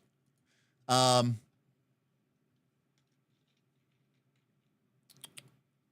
see here. Level 2 janitor said this sort of fiction first mindset is better at simulation than a lot of simulationist games. It can be. Depends on how dogmatic you are at following the simulationist games. Some of the simulationist games and some of the simulationist players become so dogmatic about following the rules of their simulationist game that they ironically become a gamist game rather than a simulationist game. So. Oh, yes, if we need to, we'll bust out the D10,000 Hackmaster crit table. All right, so we're going to do number 6, and then we are going to do a giveaway of a European Daggerheart set. Now, this is definitely going to go off of the thing here. So, unfortunately, there's no way for me to, let me see if I can remove this. There we go. All right. How to handle the 5 degrees of success, or what the fuck is success with fear? Oh, sorry, I didn't start my timer. Okay. How to handle the 5 degrees of success, or what the fuck is success with fear? So Daggerheart has 5 degrees of success. You can fail with fear. You can fail with hope. You can succeed with fear. You can succeed with hope, and you can critically hit. So, the most important thing here is we all know what these mean mechanically. If you crit, the player succeeds. They might do bonus damage. They gain a hope. They clear a stress. And, they do extra effect, extra damage or whatever. They clear a hope, they clear a stress. If they succeed with hope, they do their damage, they achieve their accomplishment, and they mark a hope. If they fail with hope, they don't succeed, and they mark a hope. If they fail with fear, they didn't accomplish their goal, the GM gets to take a turn, and they mark a fear point, or they take a fear token. And, of course, if the player succeeds with fear, the player accomplishes, they do their damage to the monster, but then the GM gets the spotlight and gains a fear token. Or the GM gets a fear token. Here's the problem. Those are all mechanical effects, which is fine. And those are interesting, but this is a fiction first game. The most important thing is that each tier should have a narrative impact, not just a mechanical impact. When a player succeeds with hope, they accomplish their goal, they mark a hope on their character sheet, and you and the player, or both of you, should describe how the situation has gotten better. The players have succeeded with hope. There is there's a light at the end of the tunnel. The situation has changed. One of the biggest problems I have with hit points is they don't provide us with an easy framework to describe how the fiction is changing. You could imagine a battlefield with, even a grid-based battlefield with monsters put all over the place. And there's a monster, and he's got 30 hit points, and you hit him for 12. Okay? You did 12 damage. You did 15 damage. You did 18 damage. And the GM marks from 30 to 12. And maybe even the GM is keeping the information about the hit points public. Maybe you're playing on a VTT. And you can see that the monster's hit point bar is now lowered, which is cool from a game perspective. But fictionally, that doesn't do anything. It doesn't look any different. And I know that this is really, really pedantic stuff. But when you succeed with hope, okay, the fiction and the narrative should change. You, the GM, or you, the player, shouldn't just mark that damage on that foe. You should describe how the situation is beginning to change for the better of the players. Maybe the monster starts to give ground or fall back, Or maybe some of the minions begin breaking off from their attack on the wizard, and they are now, maybe the monster calls out to his minions to help him defeat this foe, right? Maybe all these things that happen are happening because of your action. This is a very tough statement, all right? But when you succeed with hope, or even fail with hope, the idea is that something in the narrative changes that now gives the players a new opportunity. So if the player failed with hope, they did not accomplish what they set out to do. But there's a new opportunity that someone in the party might be able to make, take advantage of. All right. Now, if you've played Genesis systems, if you've played Legend of the Five Rings, you will know that this is already part of their core concept, right? You can roll not enough success symbols, but roll enough fortune or opportunity symbols that, sure, you didn't hit the monster and you didn't do damage, but what you did do is create an opportunity. Maybe you create an opening for your fellow player. All right. So, for example, again, the mechanics are made up. It's like the mechanics aren't made up. The mechanics are second tier, and there's no balance. So we don't have to worry about making the game too easy. If a player fails, let's just make it really simple. A warrior comes in, attacks a monster, fails with hope. We could describe that as the warrior misses and doesn't do anything. Warrior mark a hope. It's kind of the most boring and awful way that you could do it. But imagine if we structure it as the warrior begins engaging the foe and they are evenly met, trading blow for blow. Warrior, you attack him several times, unable to find a killing strike. You failed, so I get to make a GM move. Maybe I decide to attack the warrior back. So I do. And then I pass the spotlight over to the rogue. And I go, rogue, the warrior is engaged in a duel with the enemy Dark Knight. You notice that the warrior has cleverly distracted the knight and positioned him so that his back is to you. If you want to attack him, you would have advantage until otherwise noted. Why? That wasn't the warrior's move. Yeah, but the warrior failed with hope. They didn't do damage. They didn't kill the knight. They didn't deal any damage to him.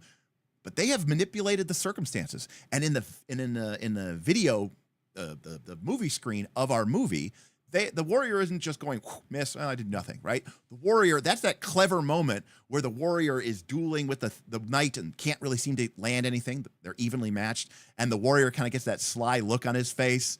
And he starts kind of like backing up, and then the Dark Knight thinks that he's got him on the advantage, but really the warrior's just just tricking him to come in so that the rogue can come up and shank him.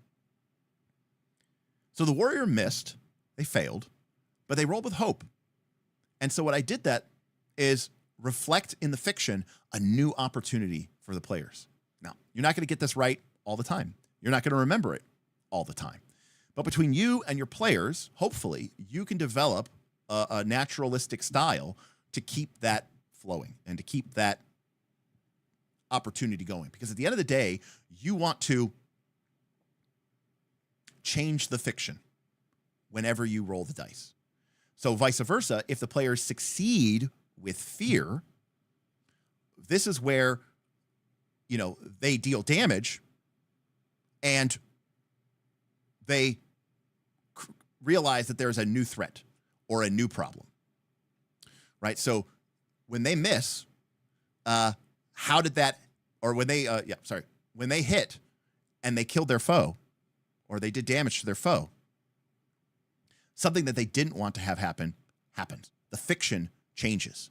That enemy dies and drops to the ground, and another nearby orc says, "No, you have killed my brother," and charges over them at breakneck pace. Why? Because they roll with fear. Well, was that orc his brother beforehand? No.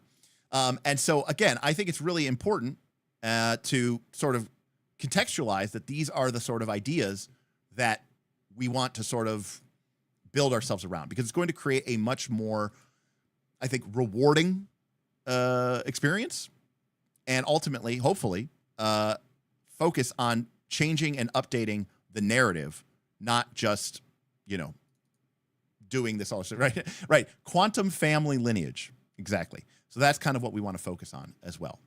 So another way to look at it is, sure, hope is opportunities, fear equals costs.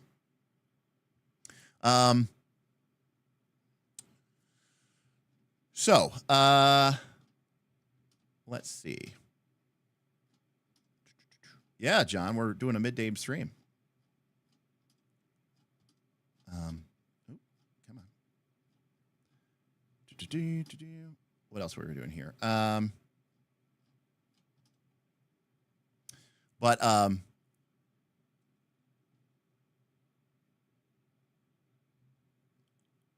Now I see that Boyko is saying this is not what failure with hope means.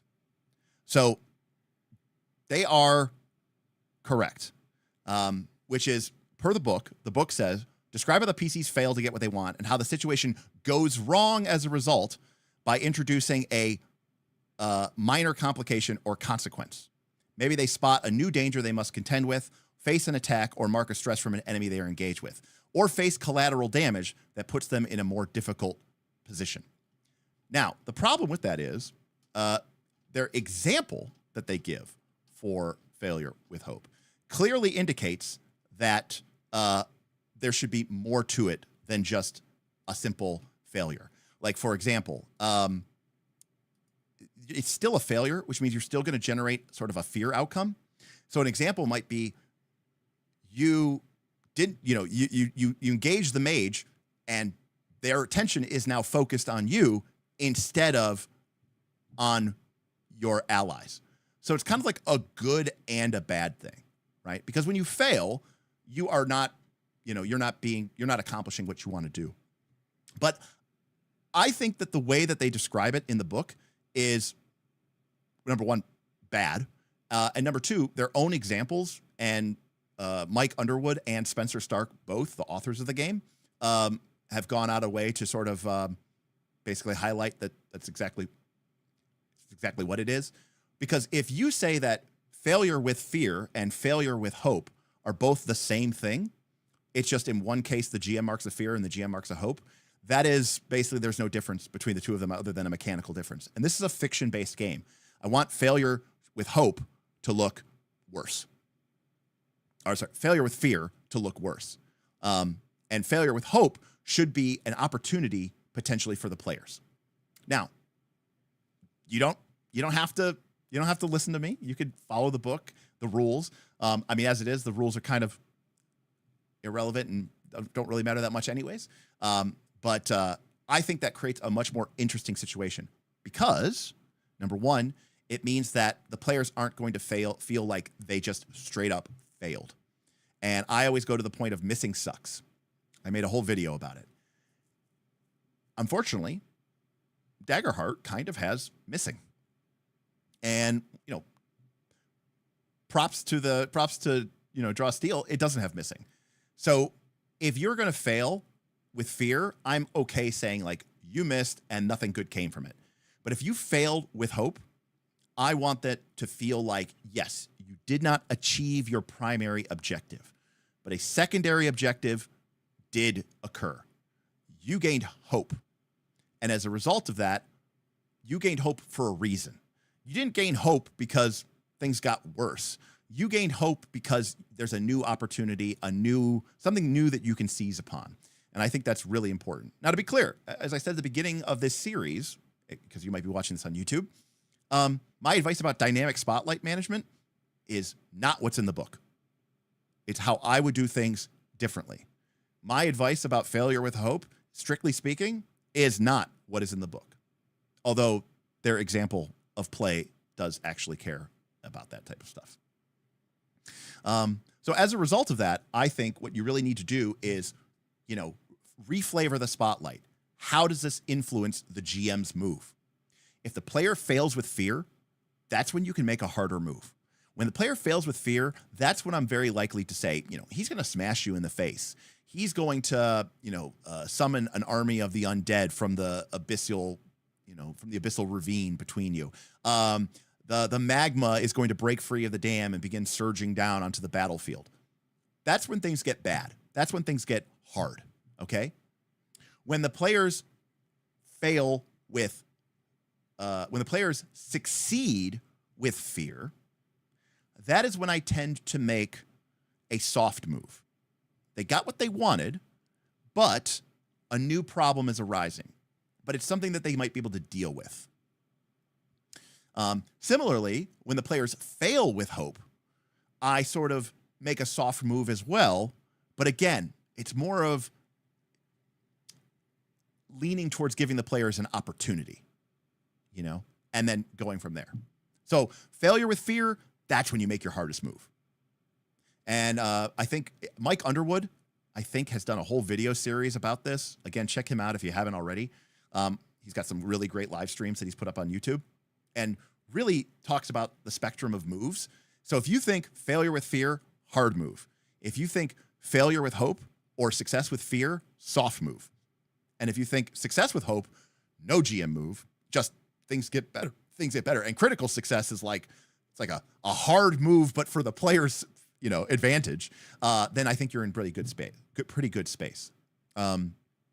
So another good example, Aaron, is another opportunity, especially if the players, succeed with hope or if they fail with hope, is to ask them to basically say, hey, player, you wanted to do damage to this monster. You failed. You didn't do it.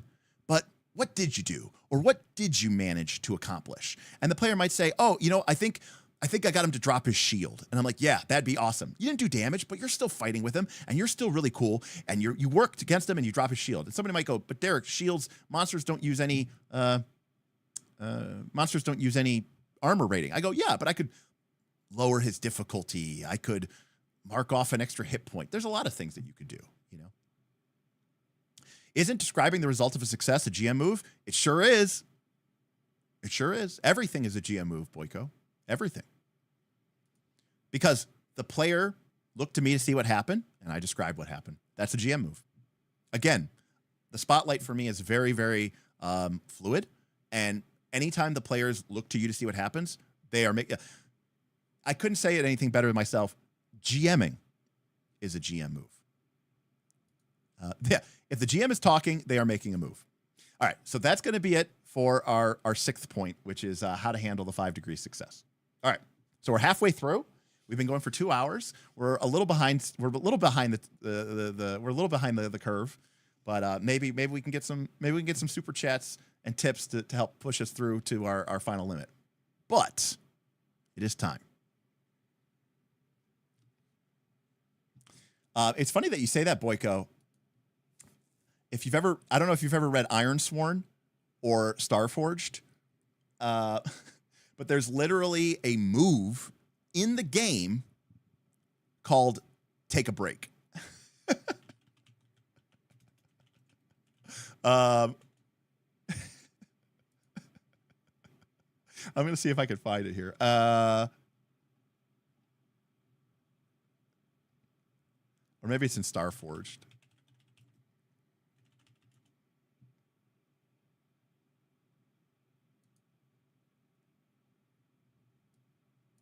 I don't know if they have a list of it. I don't know if I have stored Starforged on my thing here.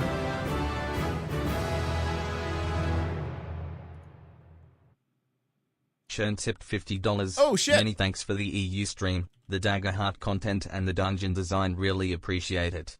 Finally a chance to tip forward to hearing what you want to hack and why. Oh, all right. Well, damn, here we go. Shorn, thank you so much. Lawful Chaotic Neutral, thank you so much. Lawful Chaotic Neutral tipped $15. I'm late to the EU-friendly stream. Damn. But at least I just finished my weekly Daggerheart session. Well, there you go. That's awesome, Lawful Chaotic Neutral. I'm glad that you got to join us. I mean, hell, if you're playing Daggerheart, that's the best option for you. Thank you, Shorn, for that. Yeah, that between that and Lawful Chaotic Neutral, Shorn, you have not only taken over the hype boss, but you we're going to do a bonus stream, and we'll talk a little bit more about Daggerheart this week. We'll do a bonus stream. I don't know if it'll be an EU bonus stream, but it'll be a bonus stream, and you can catch it on the VOD and stuff like that. But anyways, Starforge has a move that basically says, like, take a break, maybe even play a different game. It's like, but it's a game in the move or in the book. It's pretty crazy. Thank you guys. That's awesome. Shit. All right. Well, damn. You guys. Journey tipped $25. Tipping is my GM move. It's a good move, Gurney. Journey, thank you so much for that. I really appreciate it. You guys, wow. All right. Well, awesome, guys. So not only will we finish, those are a lot of awesome tips.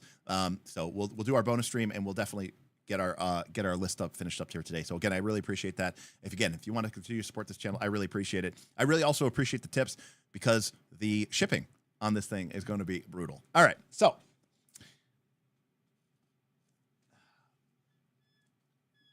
we have in the shrink wrap 1 Daggerheart core rulebook set. And it's going out to the EU. So let me get our contest open. Now, as a reminder, you have to be, somewhere outside of the United States. Like, I'll do South America, I'll do Canada, I'll do Mexico, I'll do Europe, I'll do Africa, but once we start getting into Asia and New Zealand and Australia, like the tipping is literally, or the shipping is literally like $70. It's like completely insane. It's like more than the cost of it. Yeah, UK, you're all good. It's not literally it's Europe, not the EU.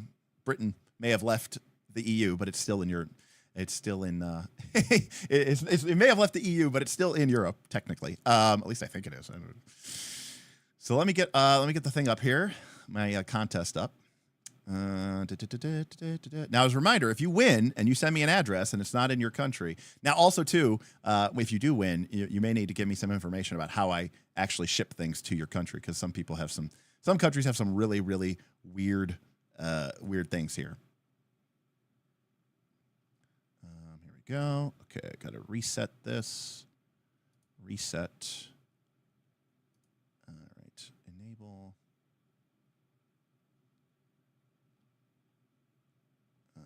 Okay, where is this thing?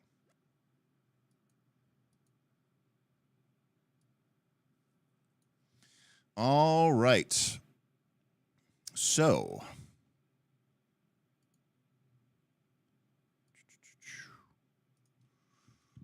Type.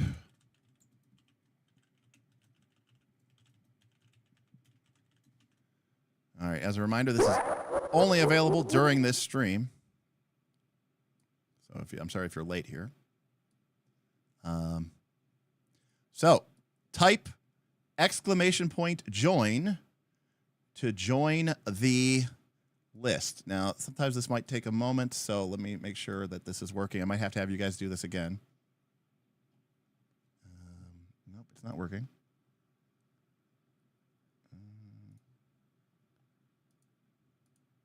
Enable. All right. And reset. All right, come on. Work. All right. We are getting, oh, wait, we have a huge tip.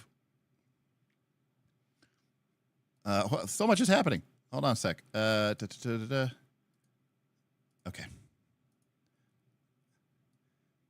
All right, so I'm going to put this here. Again, if you see your name on this list, you're in the giveaway.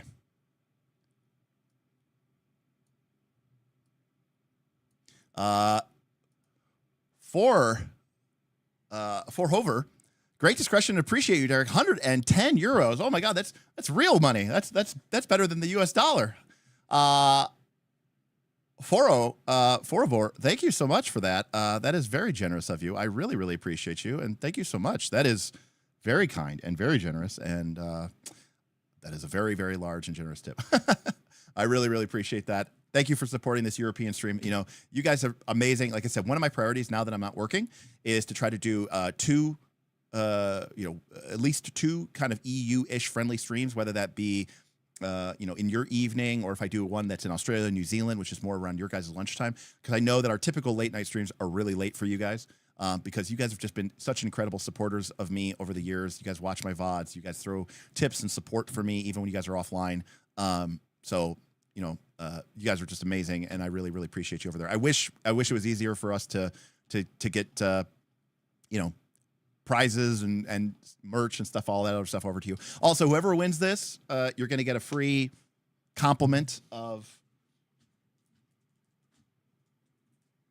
Knights of Last Call stickers, and we have some of our Get Fucked stickers, and we have our Knights of the Last Call nylon or decal stickers. So I'll also be sending you guys a bunch of stickers here, whoever wins this giveaway. So just you can't join more than once, so just make sure you hit exclamation point join. Magic Vestura, you're in. Valdal, you're in. Anthony, you're in. Although Anthony, I don't think you're in the EU, so I don't think you can win. This is for European people only. You could totally do it. South Africa. I can ship to South Africa. Let me see else here. Let me check chat. How much to ship a 4-pound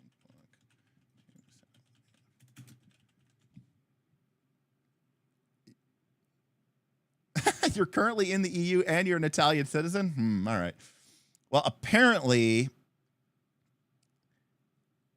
it looks like if I want to ship this to South Africa, I might be looking at something like $40 to $50. So that's probably okay.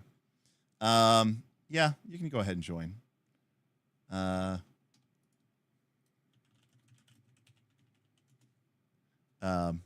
Again, if you win and you're not in Europe, then we'll pick somebody else. Again, that's what I said. We've given away like 7 of these things, so this one is just for the thing. I don't know that works. It should work, but it doesn't do that, Anthony. I don't think so. It's not that clever.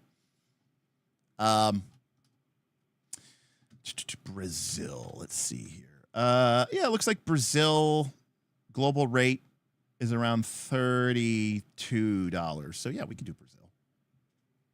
You're just joining for the decal stickers? All right, fair enough, Smended. All right. Get your final choices in there, because we're gonna do it here in a second.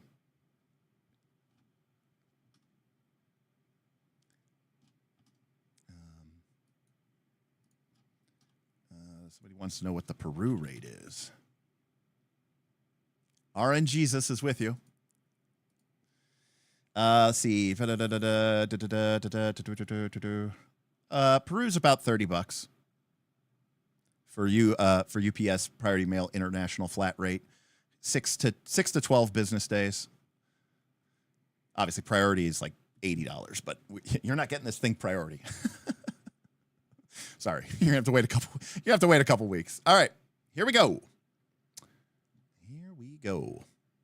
May the odds be ever in your favor. All right. Wait list. Select a name. All right. Kefurius, you are the winner of a Daggerheart, the ever elusive Daggerheart core rule set. Congrats, Kef. Fantastic. As a reminder, these were sponsored by our friends over at Roll for Combat, and they are currently running a Kickstarter, shadowzoo.com, if you want to back for Shadow Dark. Of course, remember, we're doing stuff for Shadow Dark as well. But these were part of a batch that were kind of gift granted to us through Roll for Combat and his connections over at Darrington Press. So shout out to those fine folks as well. But Kef, thank you so much. Kef, what you could do is, just to be clear, Kef, you're from Portugal? Wonderful. That definitely counts. So, Kef, what you can do is you can contact me at dmelenda@knightsoflastcall.com, and that will just give me your information. Link me your YouTube account as well, your YouTube page, just so I can make sure that it's you. And go ahead and give me your address and any information I need to know about shipping stuff to Portugal. If you don't know anything, I can obviously look it up. But just you might know more than I need.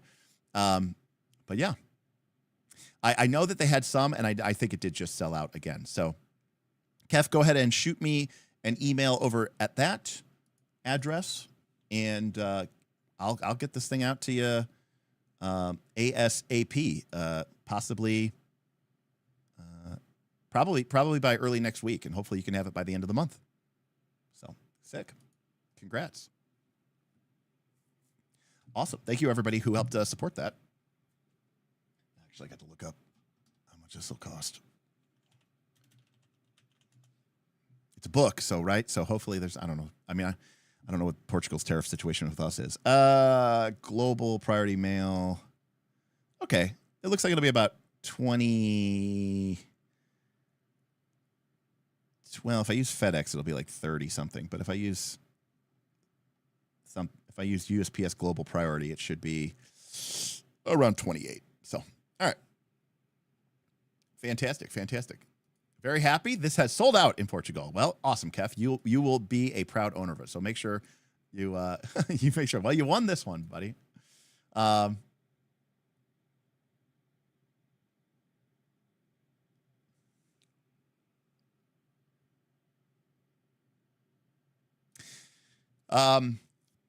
So I think the issue there, FMD, is actually it's the distributors that are favoring Amazon.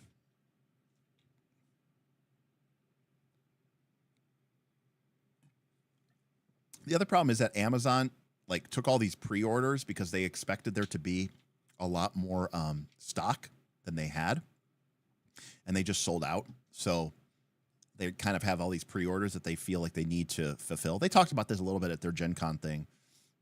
Obviously, they didn't expect the game. Yeah, I think Amazon has actually started canceling pre-orders because they're just like, we're not getting these either. So, yeah.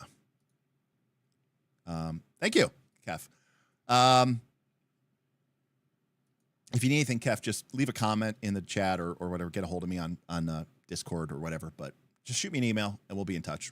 So, again, congrats. So, Goes says, falling behind, but in the loving fear segment, you say to not at times just attack and punish the players. How do you balance this with the heavily detailed monster stat blocks and the crunch therein? I don't balance it at all. The purpose of my game isn't to try to crush the players and drive them before them and to hear the lamentation of their women. If I wanted to do that, I would be playing a game like Packmaster. Not Daggerheart. So, and by the way, if you think I'm joking,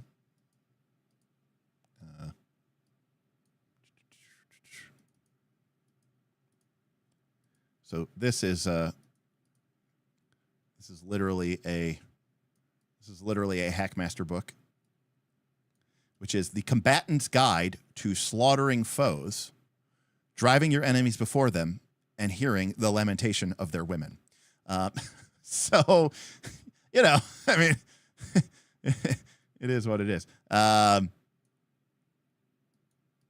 So, yeah, the answer is there's different games for that, right? But that's true. I mean, you can. There's nothing, by the way, I'm not saying go easy on the players by any stretch of the imagination. I'm just simply saying that in fact, going easy on them is also not your job. Your job is to fill their lives with danger. And I think you can absolutely activate monsters, and I think you should absolutely try to attack the players, and I think you should try to let them use their cool ability and their armor and their hit points and all that other stuff. Absolutely, you should do all those things. And again, you might just miss anyways, so it doesn't matter. But if you're just always activating monsters, it's really, really boring.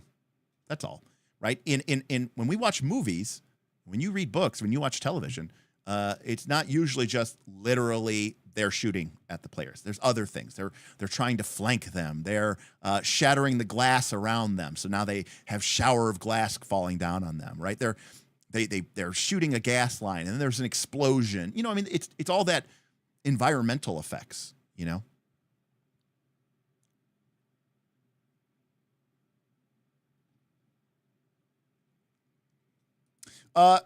Goes. That's a great question. To be clear, I would probably let the minions be slain with 2 stress. If it's like a full ass monster, probably not. So even I have my limitation. In fact, one of the reasons I enjoy Daggerheart is specifically because it's not Blades in the Dark or City of Mist, where I don't even have a monster stat block. I enjoy monster stat blocks. I enjoy a little bit of, but what I would say is that the detailed combat and the rules are there to support an awesome, cool, you know, heart pumping, fist pumping combat. And ultimately, I want to, you know, I just want to, my monsters are just a tool for me to for them to do cool stuff, to make the monsters to make the players look cool, you know? I always bounced off of City of Mist, but Legends of the Mist is out or nearly out or somewhat out. And when Legends of the Mist comes out, I definitely want to talk about that. So, all right. All right, well, we did really awesome, and the PDF just came out. It is fully out. Okay, cool. Well, it came out yesterday. Sick. All right, so, you know, get in line because we got a lot of games we still need to talk about. All right, so next is rules about, you know, again, the idea of the campaign and how to think about it. If I was starting a game. So our next rule is, or idea or tip is start small. Small stakes, small scope. I think a lot of people make a mistake of starting off. Now, of course, it's going to depend on your campaign frame and all this other stuff. But one of the things that is important to note when you're playing a Daggerheart game is it really should be immersive. Emergent. And by being emergent, I mean you don't have everything planned out at the beginning. And it's very tempting to create grand plans with massive scopes and try to start imagining this incredibly complex storyline. Don't do that. When you are imagining your campaign, when you're building it with your players, I recommend starting off with one town, one region, 2 or 3 different communities or factions or groups, and 1 or 2 points of tension. That's all you're really trying to do. You're trying to create a simple stage. Emergent play. That is what I was trying to say. If you're trying to create immersive play, yes, emergent means you didn't create it on purpose. It sort of just arises very naturally. There is a temptation. Now, I understand. In fact, I'm saying this, and I understand that Darrington has an unfortunate problem. The problem they have is that their game is more popular than they thought it was going to be. And as a result, they're getting a lot of people playing it, and a lot of those people think that they want an adventure. And I know that one of the reasons I think that they brought over Chris Perkins and Jeremy Crawford is to probably create some adventures. I worry about how that structures into how Daggerheart is designed. And so, again, you want to start with a singular region or a singular town, a couple of different factions, and then like 2 factions that are in some sort of tension, or two tensions. Maybe, you know, this faction has a problem with this faction, that faction has a problem with that faction, and go from there. Now, we'll talk about this a little bit later, but I like the idea of starting a campaign kind of in media res, but we'll actually talk about something that I think that it works even better. We'll talk about that next. But again, I think what's most important is grounding the campaign in emotional stakes first. Now, this is one of the reasons why, and unfortunately, this is bad advice because it's sold out and you can't get it anywhere.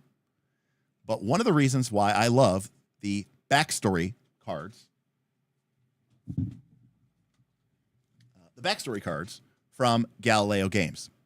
Now, unfortunately, these are currently out of print and you can't even buy the PDFs. But what these do is they allow you and your group to create just a small handful of organizations, recent historical events, people or places of importance to your game. And then through this deck of cards, connect your players and your PCs to each other and to those events. And that means that these aren't just events taking place and they don't mean anything to your character.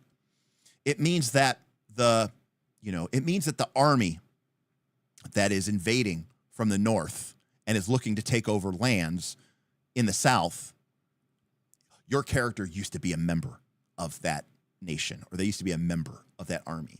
And they know people in that community. They know people in that army. And they have a connection. Some people may even dislike that person because of their past allegiances. It means that you are grounding the campaign not in epic stakes, right? Those can emerge over time. But what's really important in a Daggerheart campaign is starting with,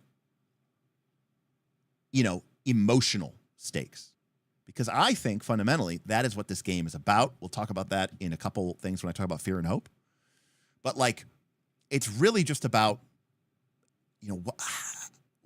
what does your character have at stake? So you want to focus initially on a small setting with small stakes and really just have the players engaged with their characters, and they have something on the line, something they might feel guilty about, or something that they want to see happen, that they are emotionally invested in, right? So we want to, one of the biggest screenwriters do this all the time. They fuck up. They want us to care about a story or a world without making us care about the characters first. And it's the same thing is true with your D&D game or with your Daggerheart game, right? Let the players learn about themselves and each other. Let them become fans of their own PC and of each other's PCs before you start introducing these grand plots. Think of your game as if you are watching, as if somebody was watching your show as an actual play, right? Where you're like, you want me to care about this world and this story, but I don't even care about these characters. I don't really care about whether they live or die. I don't have any sort of emotional connection to any of these characters. Well, that's a problem. So again, rather than focusing on these epic, distant stakes, right, you want to start small and you want to start intimate. Add those layers over time, the rivalries, the ancient dangers, the things that are emerging, and always find ways to tie them back to your players. Trey Parker and Matt Stone, the guys who do South Park, they have a great writing prompt where they say, you're imagining these scenes in a show or a book or a movie. If you could put the words "and then" between those scenes, it's a terrible scene. What you want to aim for is therefore or but. Right? The events that transpire in your game should not feel like a series of disconnected events. It should feel like the players did this thing, they had this interaction, therefore this thing happens. The players want to go stop this thing, but this thing happens. Right? And ultimately, what it's about is it's focusing on the player's scope, because the world is vast and distant, and for the most part, we don't really care about it. We only care about the world as a spotlight through our characters. Now, I understand there are losers out there like me who think that the geographical history of Middle-earth is interesting.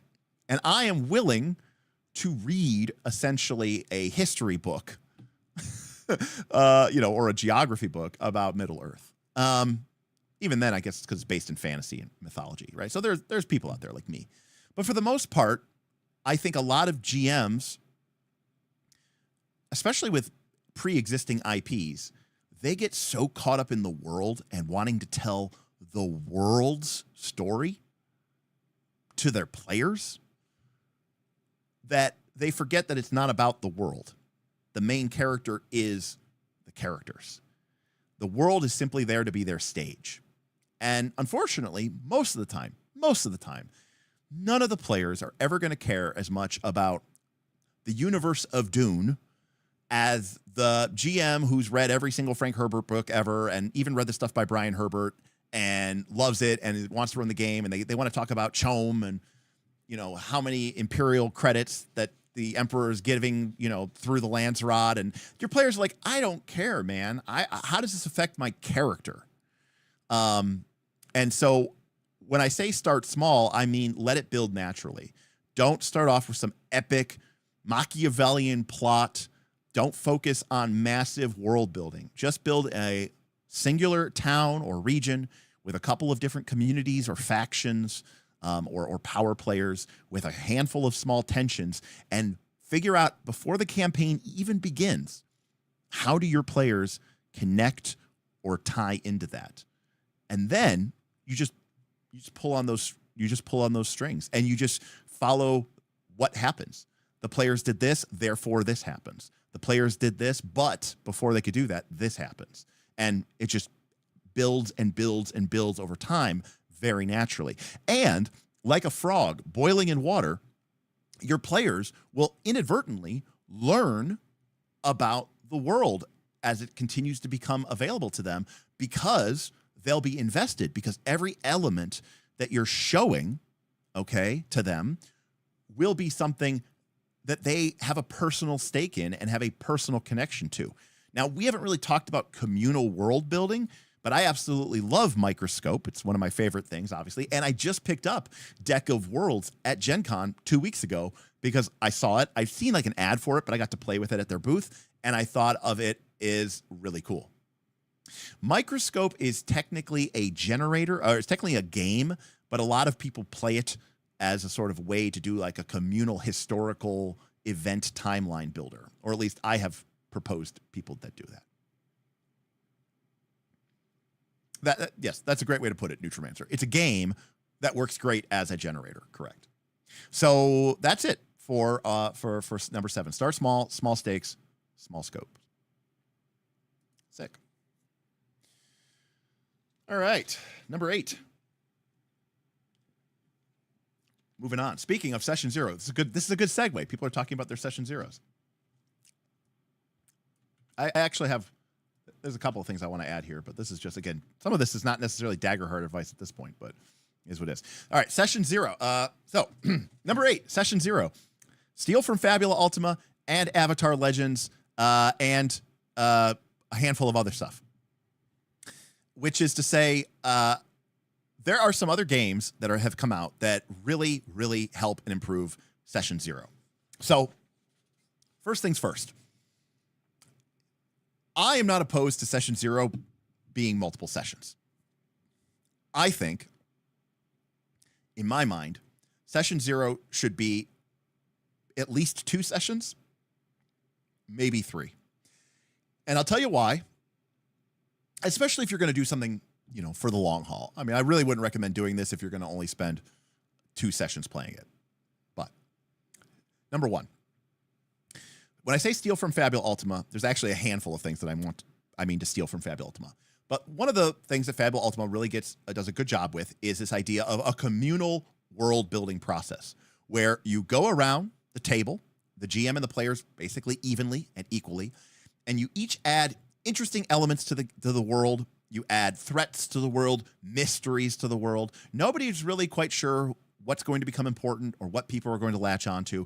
It's a communal process. You may sit down and do a communal map building process as well. That being said, there are other elements, there are other ways that you could do this. You might want to use Microscope, which is a game by Ben Robbins.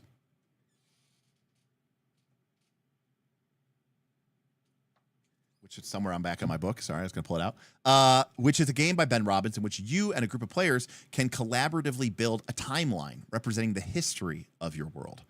I also don't hate the idea of you and your players sitting around and building a sort of world map or a sort of communal world building system and then playing Microscope.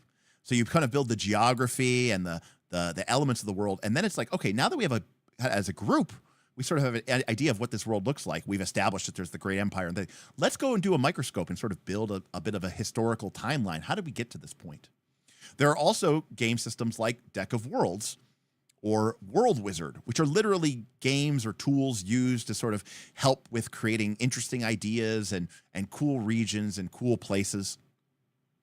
I think this time is very well spent because, number one, you're not going to use every single element that you come up with, but it does give you a cool basket to pull from.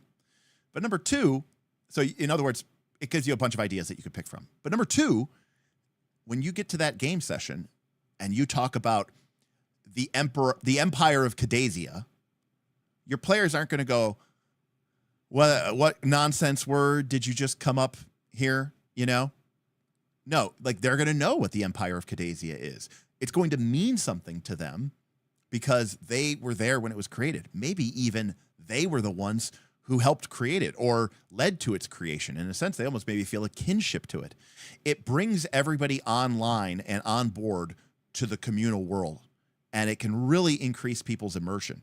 The same way that we take for granted in the real world that we know what the European Union is, or what the United States of America is, or what the Pacific Ocean is.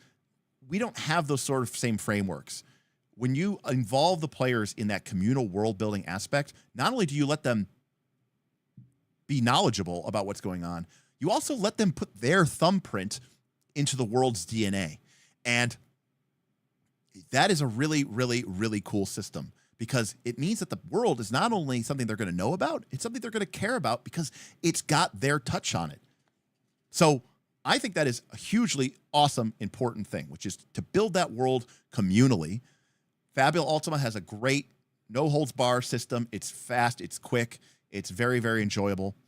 But there are other systems out there that you might consider using. And we've talked about some of them on this stream, and I'd be happy to maybe even do a separate stream about them. But Microscope, Quiet Year has been mentioned as it's a map-building game.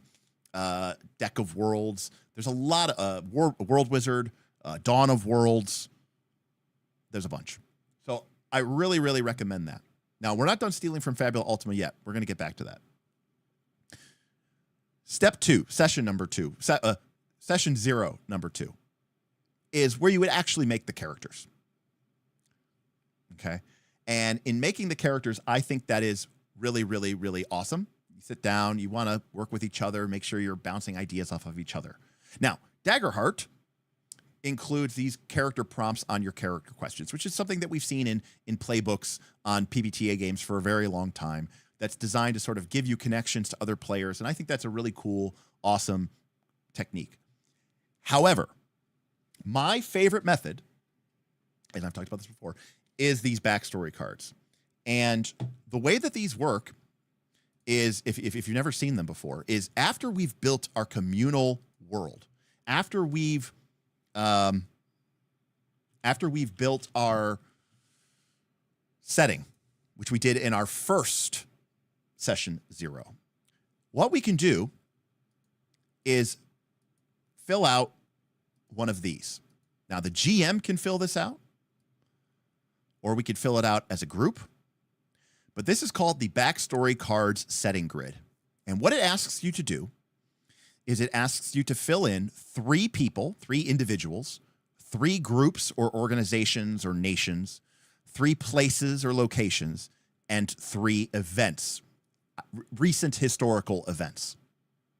Because what we're going to do is this deck of cards contains prompts which will link you, your PC, to perhaps other NPCs, to some of these people, places, things, and groups. What's cool about this is a good way for you as the GM and your group to sort of curate the world that you've just built. You're not going to be able to use all of your world, but maybe everybody was really, really vibing on this empire expansion, but it got stopped by this rebel group of elves and humans in this woodland. And you decide that that's where you really want to focus the start of your campaign. So you decide to fill out this grid. Maybe you do it on your own as a GM, but maybe you involve the players as well. And you're going to say, hey, we're going to put, the general of the Imperial armies as one of the individuals. And one of the events is going to be, the Battle of the Red Elm, which is something that we kind of vaguely suggested at. But like we'll say like that, and everybody at the group will know. Oh, right, the Battle of the Red Elm. That's the first battle where the Empire lost, and they were finally beaten by the Rebel Alliance. Right, it's kind of like their Yavin 4. So you fill out this group, or you fill out this this chart, and then this deck contains these cards, which you draw at random, and they will connect and link to those events. So, for example, maybe one of the players draws this card. You and individual have a rather tempestuous on-again, off-again relationship. Which is it right now? What makes it so turbulent? What if the individual you drew was the general of the Empire? And maybe the general of the Empire was once an ex-lover. Or maybe they were a best friend turned enemy, or maybe they were a rival, and you have a personal relationship with that general. And this isn't some distant emperor that we're never going to see. This is a, person right now here functioning in this world. And our character has a connection to them. That is what I talked about by rooting ourselves and our characters and tying us into this collaborative world. And instead of being some no-name general that nobody knows anything about, instead it's a general from last week when we made the world together. And in fact, I, the GM, maybe didn't even make this general. Maybe another player did. Maybe it's your mom. Maybe it's your dad. Maybe it's your grandfather, right? There's a lot of really cool options for you here, and then you can work together with your group to sort of tie yourself in. So that for me is the second session 0. And now for the third session 0. Now again, if you could do all of this in one session 0, knock yourselves out. I'm saying a lot of times for my group, this takes at least 2, but sometimes 3. This is where Avatar Legends comes in, and this is where things get a little weird, which is in our final session 0, we write session 1. Now, if you've used Avatar Legends before, this makes more sense to you, but I will explain it for those of you what it means. What it means is our pilot episode, we don't actually play it using the Daggerheart game. Instead, we as a group decide what happened. How like Dagger campaign frames in Daggerheart have that inciting incident? It's like taking that inciting incident, and instead of playing that out, you and the group communally, without the game elements, discuss how that happened.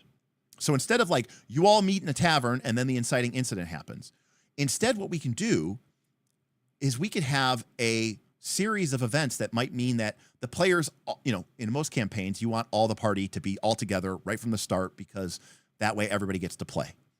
But that's very rarely how movies happen, right? Sometimes you acquire different party members over the course of the first episode, right? Or 2. So what Avatar suggests is that the first episode, the first session of your game is something that you and your group actually sit down and kind of write out together and incorporate those character motivations and how your character would have been involved. And maybe it just started off with these 2 characters, but and like the first act of the adventure is just those 2 characters getting into trouble, and then they get arrested by the Empire, and that's where somebody else's character who was ex-Empire, but maybe this is where they decide to let them go and let them go, and now they get to run away with them, and now they're helping them escape. That would be really unfun to do as the first session, because you'd be asking that Imperial player to sit around for the first session or 2 and not be present or something until they get written into the show. But by making your first pilot or mini series or first movie, your 2-hour special, be something that you guys do during session 0, is awesome. And yes, I am encouraging backstories, just building them together. And more important than that, they are like recent backstory, as in like what happened to you in the last couple of days that brought you together. Kiki, Avatar is by Magpie. Masks is by Magpie. Masks also offers very similar advice. So that's kind of like the Magpie method. I say Avatar Legends because it's the one that I'm most familiar with. But yes, it is a Magpie method. And so by the time you're done with that, you will have a group of adventurers who make sense why they are connected to this place, why they are connected to each other, and then you will also know where your first real session should go, because you will have established what are the stakes, what do your characters care about. And we can go from there. Now, we have a couple extra bonus minutes here, which is good. Because I wanted to talk a little bit about something that Fabula Ultima does that honestly I think Daggerheart could really help with, which is this. Now, in Fabula Ultima, you use these terms to determine whether or not you can use a Fabula point. So they kind of have a mechanical impact. And there is a world where maybe they could have an impact to this respect as well. But what I would recommend is that in Daggerheart, or in Fabula Ultima, your character has a couple of key terms about their character. One is called their identity. Who are they? They're a sky pirate. They're a sky pirate of the Cloud Ridges. That's who they are. Their class may be rogue, or their class may be warrior, but their identity is they are a sky pirate of the Cloud Ridges. My recommendation, aspects. I mean, these are basically aspects from Fate. Fate would call this, I think, your core identity. My recommendation is that in Daggerheart, your character's first experience be their identity experience. And that you make the character's first experience basically what they are. I'm sorry, yeah, you're right. It's called the high concept. You're right, I'm sorry. You make what their high concept is or what their identity is. And you make that part of their experience. Secondly, Fabula Ultima gives your character an origin. Where are they from? Now, we kind of get this with community in Daggerheart, which is cool. So we kind of already touch on that a little bit because we have our community concept, which is really neat. So we can kind of touch on that a little bit. But the last thing that Fabula Ultima gives us is our character's theme. What is our character for? Are they for justice? Are they for love? What is it that our character is out to do?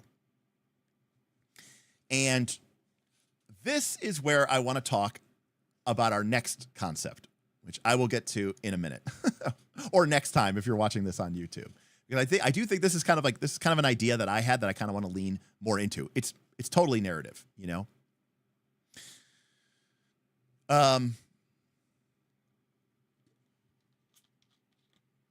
Well, the other thing too, Adarius, is, you know, level 1 Daggerheart characters are no joke. You know, they're not like, you know, scruffy wannabe nobodies. You know, they're powerful characters with some really cool kick-ass abilities. I think it doesn't really make sense that they should be schmudgy nobodies. I'm not saying that they're the movers and shakers of the entire world, but yeah, you know, I think that starting them off as having some miles on the tire is pretty good. Miles on the tires. So my next segment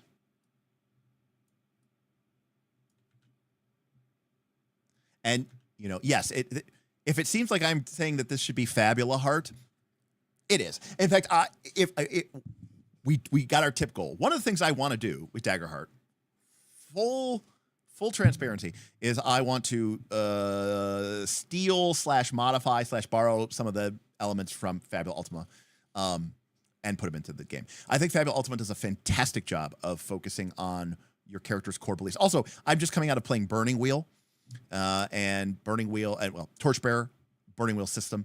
And that game really focuses on what your character is about in a mechanical way. I think these things are great to add, even if they're not mechanical, because I think they help drive the game. But I think it would be cool if they were mechanical too. Which brings me to my next point.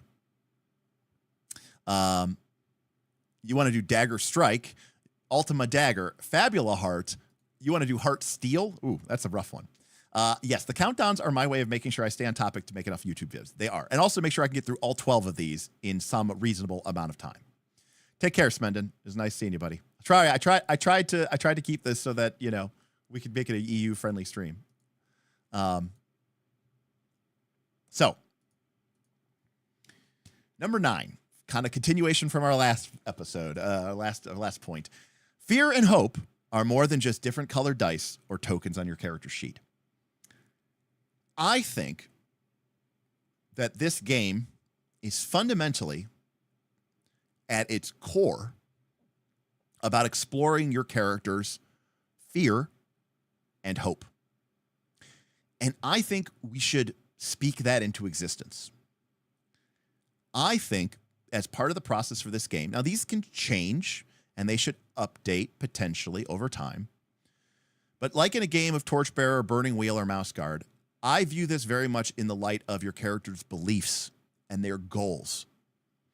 And for me, I think one of the interesting ideas that we can lean into with this game is a kind of Taoist idea between what your character wants, you know, what your character wishes to happen and what your character fears to happen, what your character wishes to not happen.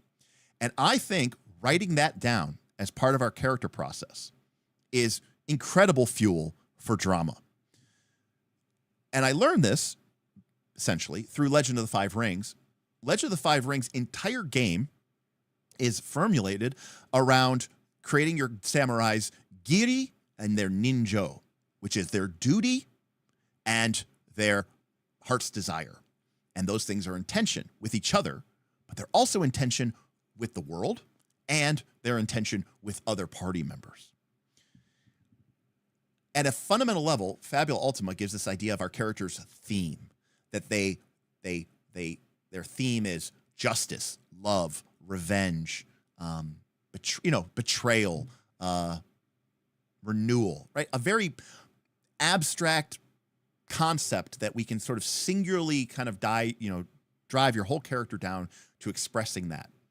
I think Daggerheart, the duality dice, speak to the idea of the duality of man, and that we can kind of lean into that a little bit. And as fuel for the game master to explore our characters' arcs, we can express our characters' hope and fear.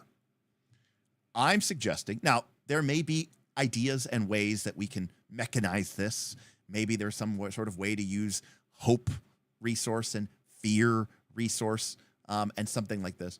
But it is also very similar to Avatar Legends principles, the balance, which I love. I love that system. And in fact, if I was going to steal a system, it would be that system. Getting off point there. But ultimately, I want your character to have a hope and a fear. And I want their character's adventure to sort of be torn between the two of them, right? And I don't think that the hope shouldn't necessarily be all good, and the fear shouldn't necessarily be all bad. But they should sort of be the principal drivers of what, you know, your character engages with. And as a GM, a great way to make sure that your characters that you're in your group and your campaign are emotionally engaged and that the stakes are high is that you can take those hopes and fears and threaten the players with them. You can offer the players them. You could offer the players something they want, but maybe at the risk of engaging with their fear. You can offer something the players want, but at the risk of losing progress or losing touch with their hope. You can set players' hopes and fears against each other. Maybe one person wants this, another person fears this happening. And now if there's a way to sort of connect those two things, boom, you have great drama.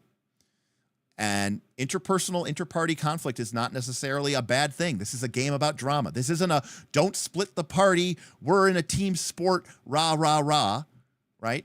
Interpersonal drama is a part of drama. And I don't think we should be as afraid of having, you know, a little tension. It's no lie. I like the Avatar PBTA system, and I like the balanced system that they have there between your two kind of opposing principles. I've enjoyed playing Burning Wheel and Torchbearer with the party, with my patrons, and watching the party members be torn between living up to their belief or trying to follow through with their goal while contending with their natural instinct. It's been a really, really enjoyable experience for me as a game master. And it's made it very easy for me to create immediate tension. Now, we could add it. Now, again, I don't want to go off too much onto a tangent here, but we could add it to the experiences system. We could create some sort of fate-like aspect system, some sort of Fabula, Ultima-like system where we can kind of tag and tap into these things. But I think understanding that our adventurers aren't, you know, moody, edgy, scoundrelly, negative nobodies, and they're not perfect, you know, perfect, sublime, lambent heroes of light, right? They are these complicated characters who have hopes and fears. And sometimes that fear might be something that they do. They are afraid that they're going to do works, you know? There's totally an element here of light side and dark side, Full Metal Dragon. I love Star Wars. One of my favorite stories in the entire game, or the entire world, is this idea of like Luke Skywalker and his journey to becoming a Jedi, and the temptation of the dark side, and his fear of that in order to achieve his victory, he is willing to embrace anger and hate. And he realizes that it did make him strong, but that isn't what he wants to do, you know. And of course, Avatar Aang at the end of The Last Airbender. So I find these to be really awesome storytelling moments, and they are definitely something that I want to do. Daggerheart is called Daggerheart. It is about emotional stakes. It's about, you know, vicious combat and, you know, and an epic, thrilling combat, but it's also about huge dramatic stakes and big narrative moments. And they call them the duality dice. They call it hope and fear. And I think they didn't, I don't think that they leaned into that enough. And maybe it's something that other people will create. It's not a game for murder hobos, you know? And I think that if we just treat hope as a mechanical token that your character bloop, puts on their character sheet, and if we just treat fear bloop, as a little, you know, blue or purple token that the GM puts in front of their screen or has a little tick, tick, tick on their screen, I think we're doing it dirty. You know, I think we're leaving it. I think we're leaving it a little bit. We're leaving something left behind. We're leaving something behind, and I think that there's an option to lean more into that aspect of the game. And I personally would like to have seen that. And maybe that's something that can be added. And it's not for everybody. This is taking the game in a much stronger, you know, Fate-like direction. I like Fate. I think it's great for narrative games. And I think I would love to see elements of that in Daggerheart. For sure. And the game already has meta currency. It's not quite the same as Fate, but there's a lot of ways that we could play with that. Through experiences, through hope. There's a bunch of stuff. And I think this is an area of the game that I think would be really cool to have an increased narrative element to the game. It's a very something. It's easy to add. It doesn't have to be something that is immediate. It could be something that is modularized. But what I am saying is, even if you're not going to do any sort of mechanical efforts for it, I would really encourage you to ask your players, what is their hope? What is their fear?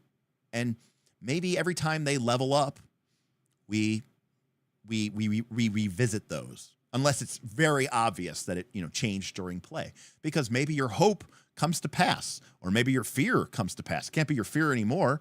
You know, you were afraid that you were gonna, you know, leave your community behind and get swept up in this war, and that happened. You know, your character changed because of that. Okay, well, what's your new fear? and how can we address that, and how can we grow from that, and do it diegetically through the way that we're playing the game. You don't need hey, Kendall, thank you so much.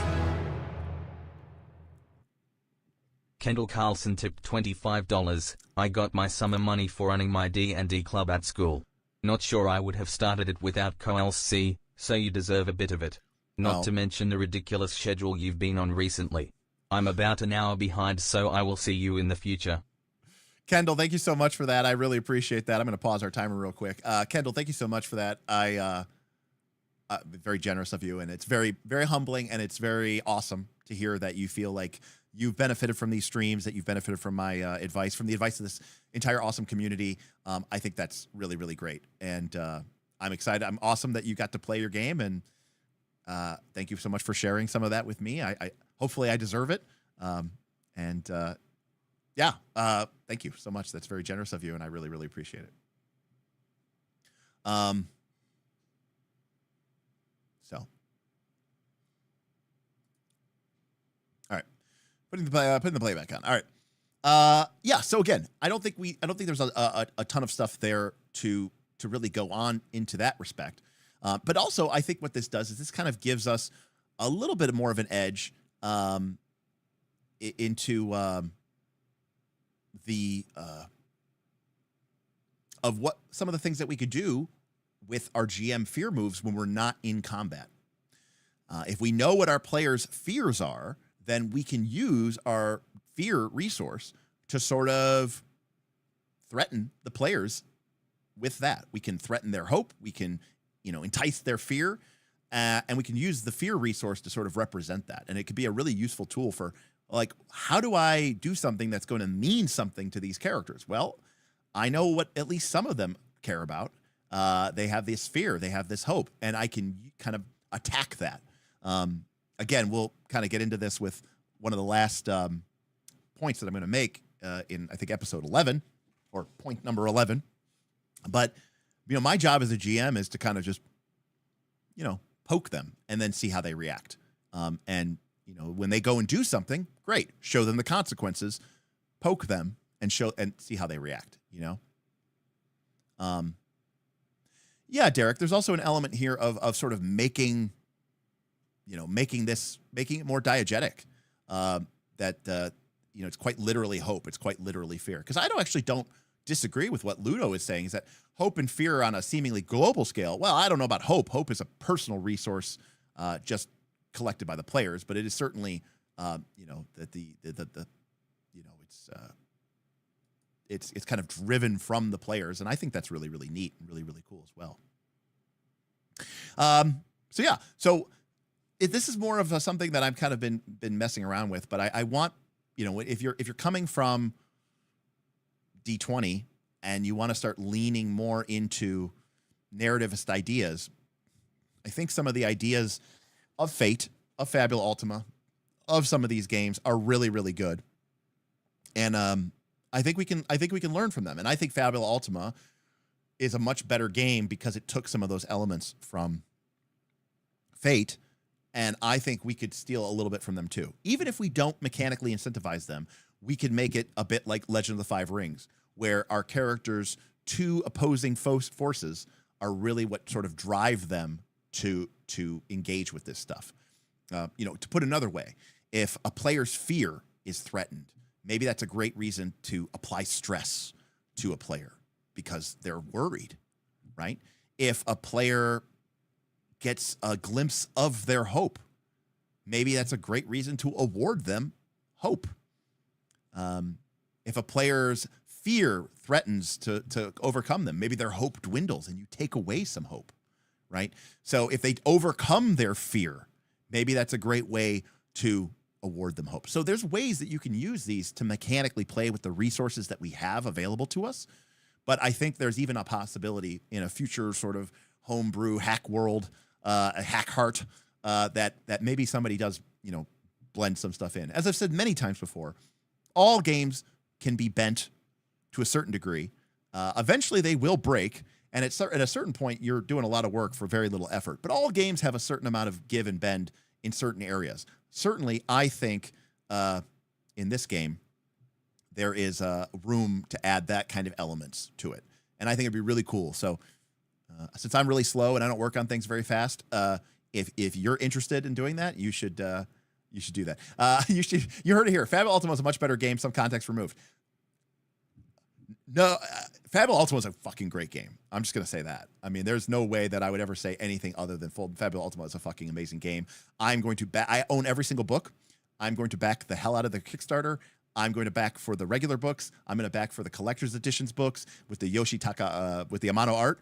Yeah, I mean, I love everything that they do. So that's what I have to say about Fear and Hope.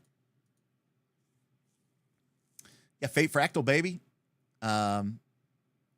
That's one option. Again, we get a little bit of latitude here when we're playing Daggerheart because the mechanics don't matter as much. You know what I mean?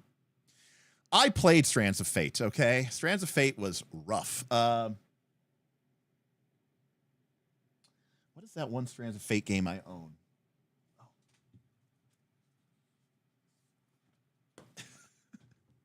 Nova Praxis.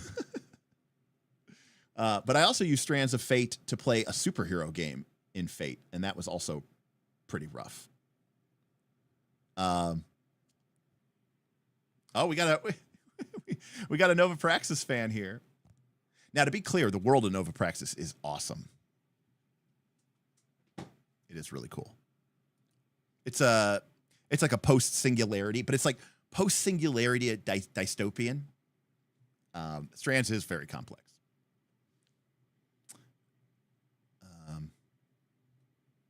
All right, we got 3 more to go. All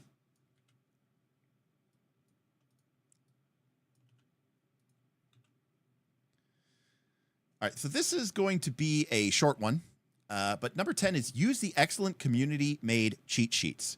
Now, if I was better about this, I would have a ton of stuff ready to go. And what I'll do, though, is I'll put some links into the description below for some of these things here in Reddit. But let's hop over to here.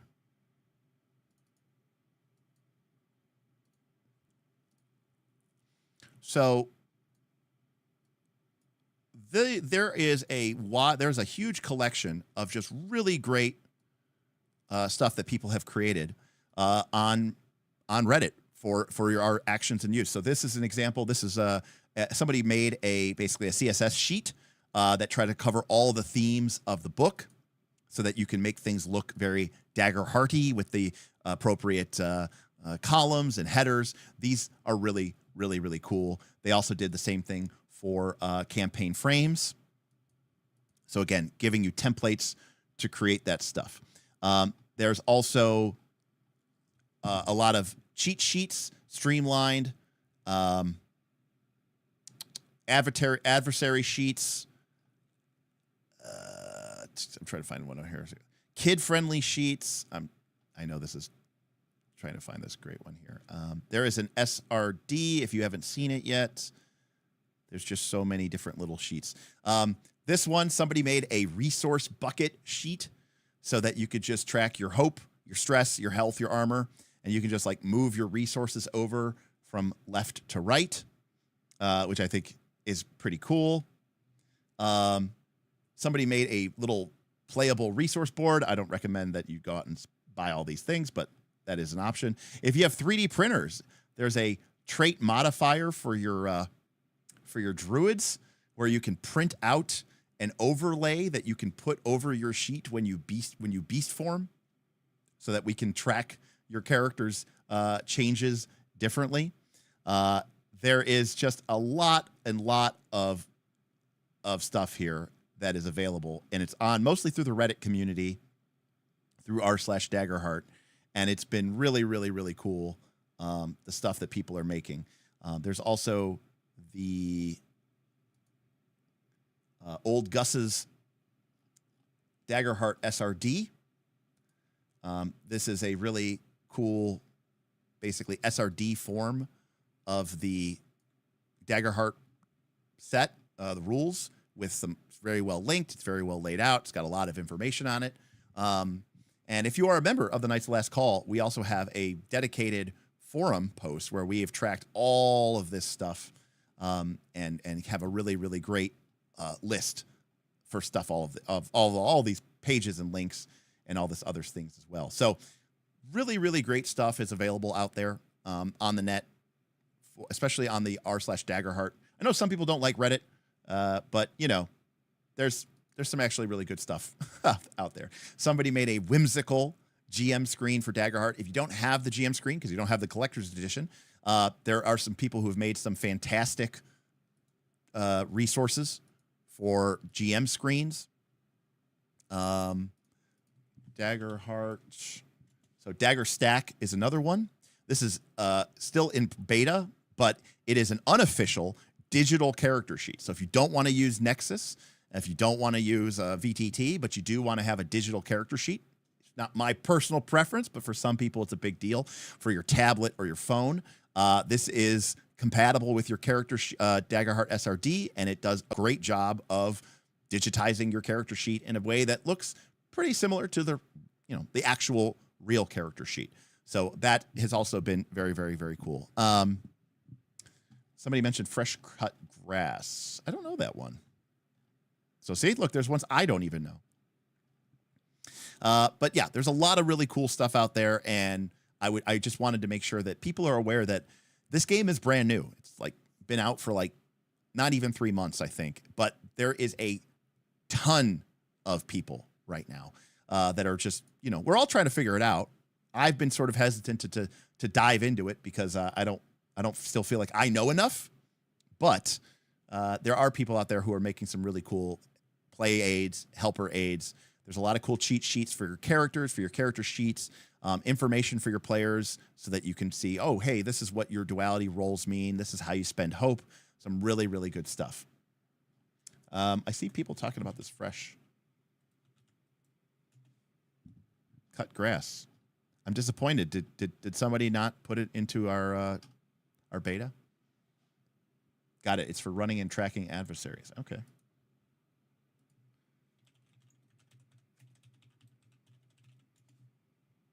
right. I'm going to bring this up here. So this is a Daggerheart encounter builder. This is new for me. So I'm learning something here too. Oh, look at this. Okay, this is great. So yeah. We'll add a bandit hideout. Cool. It's got all the information about bandit hideouts. Cool. So then do we got some jagged cliff bandits we can put in? And we sure do. Kind of wish I could drag them. I guess I can't. That would be probably too hard to do, but very neat. Boom. And we'll add a lieutenant. That should add 3. There we go. Look at that.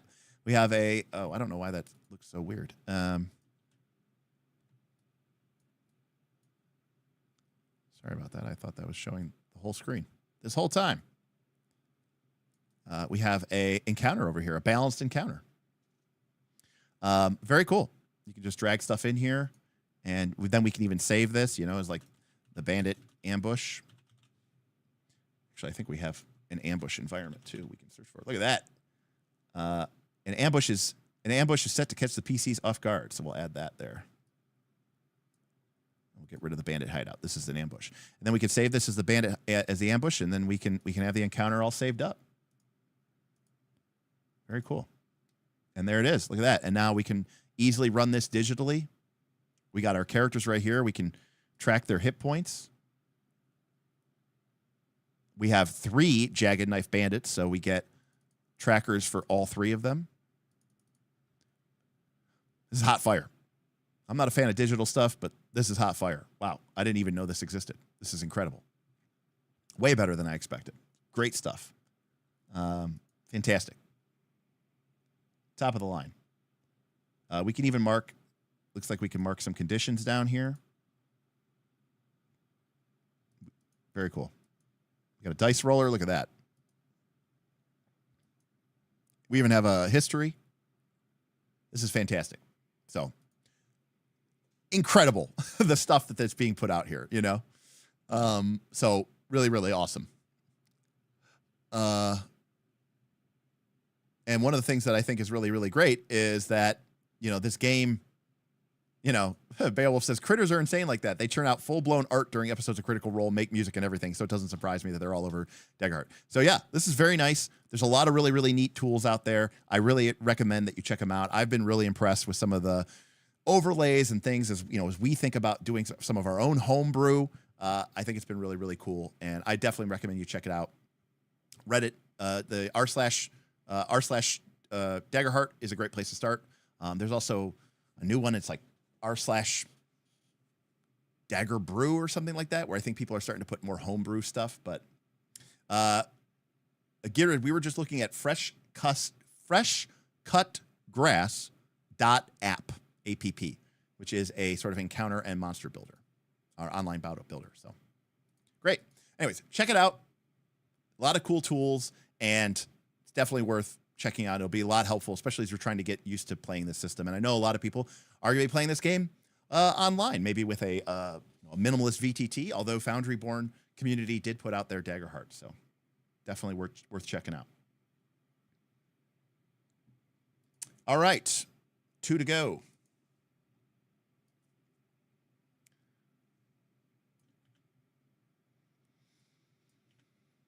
All righty.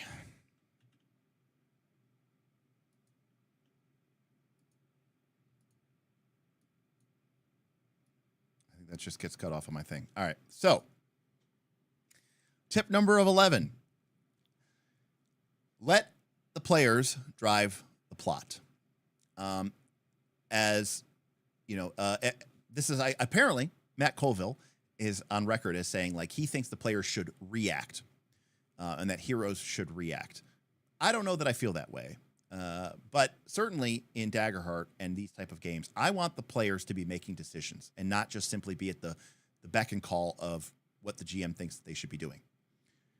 But while I do think the players should drive the plot and they should be the ones making decisions about which factions should we help and which factions should we hurt, should we save the elves or should we try to aid the dwarves?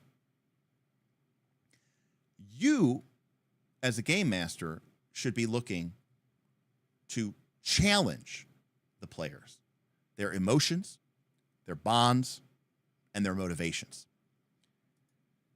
Your job, I believe, is not to challenge them to see if you can kill them before they can accomplish their goal. Number one, that's hard to do in any game system these days. But again, it's really hard to do in Daggerheart because the players can choose to avoid death. That doesn't mean that you shouldn't put the heroes to the pedal to the metal, because you do want them to fight for what they believe in, which is kind of the core crux of Torchbearer and of Mouseguard. But what you are trying to do here is say, yes, you made a choice. You're going to go help the dwarves. But my job here is to challenge your characters' goals, their motivations, your bonds with each other, your emotions, that hope and that fear that we talked about before. In reality, I'm a sadistic son of a bitch, because killing you would be far easier. You could just make a new character, jump back in the campaign. And by the way, most of the time these days when people make a new character, you're the same level as everybody else, and you have to have the get level equivalent gear or your character basically can't function. So it's like you lost nothing. I won't kill you. No. I'll hurt you. I'll hurt you for a long time. So in a way, my methodology is actually way crueler, right? I want to build NPCs, and I want to build threats that challenge our characters' ideals or beliefs, or contrasts them, or worse, shows them a dirty reflection. A character that cares as much about the same thing as they do, but is willing to go further than the PCs have ever gone before. Do you really care about that thing that you said you cared about as much? Why aren't you doing it this way? I'm doing it this way. Clearly, I care more. Throwing into sharp relief how much a character believes in something. Maybe a character thinks that they're being very reasonable, Then they meet somebody who throws them into sheer contrast and makes them, the PC, look like they're a crazed fanatics. So I like to present my players with hard choices that test their loyalty, their loves, their beliefs, their goals, their motivations, their instincts. This is all Burning Wheel 101 stuff. And I think it is a fantastic way to play a game. And so while I, as the GM, am not really worried about the plot, I'm going to let the players choose where to go. And I'm going to really hopefully rely on the game's low prep, no prep structure and let the players choose which fronts, factions, groups, organizations, paths to choose with and engage with. What I am going to be thinking about is, what do the PCs care about?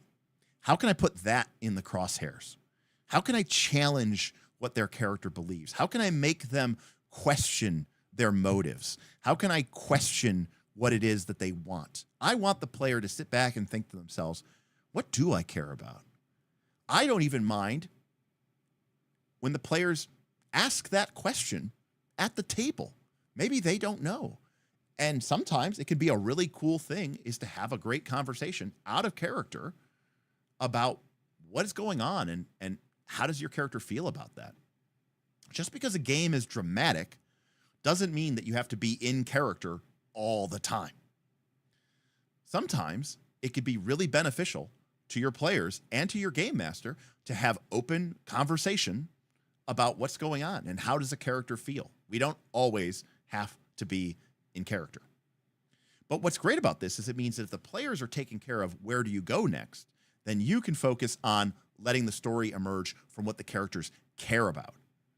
Look, the truth of the matter is whether we're playing D&D or Pathfinder 2, we all know that come hell or high water, the players are probably going to succeed anyways, because otherwise you did a TPK and the whole campaign fell apart. Or you're running an adventure path, and if the players don't stop the vampire, well then the whole adventure falls apart, which means part 3 can't happen, which means part 4 can't happen, which means part 5 can't happen, which means part 6 can't happen. So that means the entire adventure that you bought is basically useless. You have to throw it away, and now you have to make up your own shit, and you're not going to do that. So the game systems are designed to basically let your characters win anyways. Daggerheart is kind of no different in that regard. It's just more honest about it.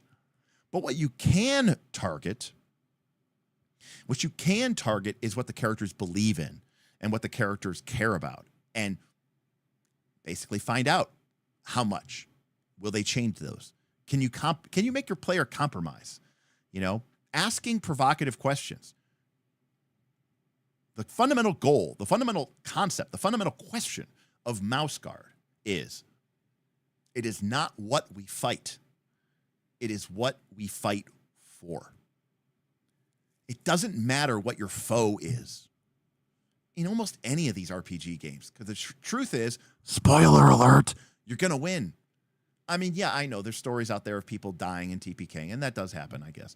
But even if you are playing in a game where you die, like if you're playing D&D and Pathfinder 2, that game has resurrection magic. It has breath of life. So it doesn't even matter there either, really. So it's not about whether, what you fight. It's what you fight for that matters. I don't care that you're fighting a monster. I want to know why you're fighting the monster. That is interesting. Now, if we can make that interesting and have a cool combat at the same time, it's a win-win. Because now we're not just playing some faceless, bad tactical mini game, which, by the way, I could go play Warhammer or Kill Team or War Machine or Kings of War, and I could just do that instead, and probably, honestly, it's a better game.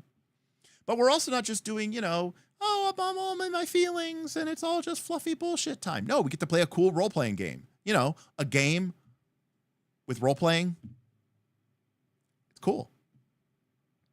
And I think that's really, really awesome. So when you ask your players those kind of questions, fundamentally, I'm fighting the monsters because I'm here to fight the monsters. Why? Why do you want to fight the monsters? What did they do to you? And also, too, some players are going to be pretty new to this. So it's okay to give them choices. It's okay to give them options. It's okay to say, like, why do you fight the monsters? Did they kill someone you love? Or did they destroy your town? Or did they keep something from you or take something from you? So a lot of people are going to be very new to these ideas and concepts. It's okay to ease them into it. You, as a game master, may be new to this concept as well. And so it's quite all right for you guys to sit down and say, hey, it's okay. We, the table, are all in this together. We don't have to pretend. I don't have to pretend like I have all the answers as the game master. And you don't have to pretend like if you have some input on the game that it becomes some useless parody. It doesn't, and it doesn't. You're there together. You should support each other together. Now, extremely difficult to do in a community one-shot. I have a lot of reasons for disliking community one-shots, and that's one of the reasons. But, don't be afraid to ask for help, and don't be afraid to lean into this idea that as a game master, you're not going to be able to beat your, it's like D&D. Yes, I could throw a CR20 monster at the level 2 party, and I will beat them. Yay. But for the most part, I'm not going to beat them short of me like fudging or cheating or making something that's really stupidly powerful. But what I can do, and I don't even know if that would be a very satisfying experience anyways. Souls games, I guess, exist, but then again, those people, number one, are crazed. But number two, they can just reload their game and try it again. That's not how it really works in TTRPGs. So what are the stakes that we can really care about? And it's your emotions, your bonds between each other. Let players' bonds evolve and change between each other. Again, this isn't a game where it's not like a sports team event where everybody has to be on the same team or we lose. Having some interpersonal connections can be really, really interesting. And so, your players are the protagonists. I care less about your bond with an NPC, and I care more about your bond with the fellow PCs, because chances are really good that the fellow PCs are going to be in every episode. And honestly, I would rather you really focus on those bonds than bonds with NPCs. Granted, I'm not a big NPC fan, but I've talked about that before. So, lean into this idea of, your job there is to challenge their emotions, their bonds, their motivations, to challenge their beliefs, to challenge their goals. And if we did what we did in the previous episodes and we've created hopes and fears, those are the levers that we want to push and pull against. Just like in Legend of the Five Rings with Giri and Ninjo, a samurai's duty and a samurai's secret heart's desire. That's all you really need, is that kind of yin-yang, opposing principles, and you can really accomplish some really cool narrative cinematic gaming. Plus, you get to play with all these cool, fun cards and do really cool attacks. So you get everything. You get the best of both worlds in Daggerheart, and at least I would hope so. All right, we're almost done. We have one more to go.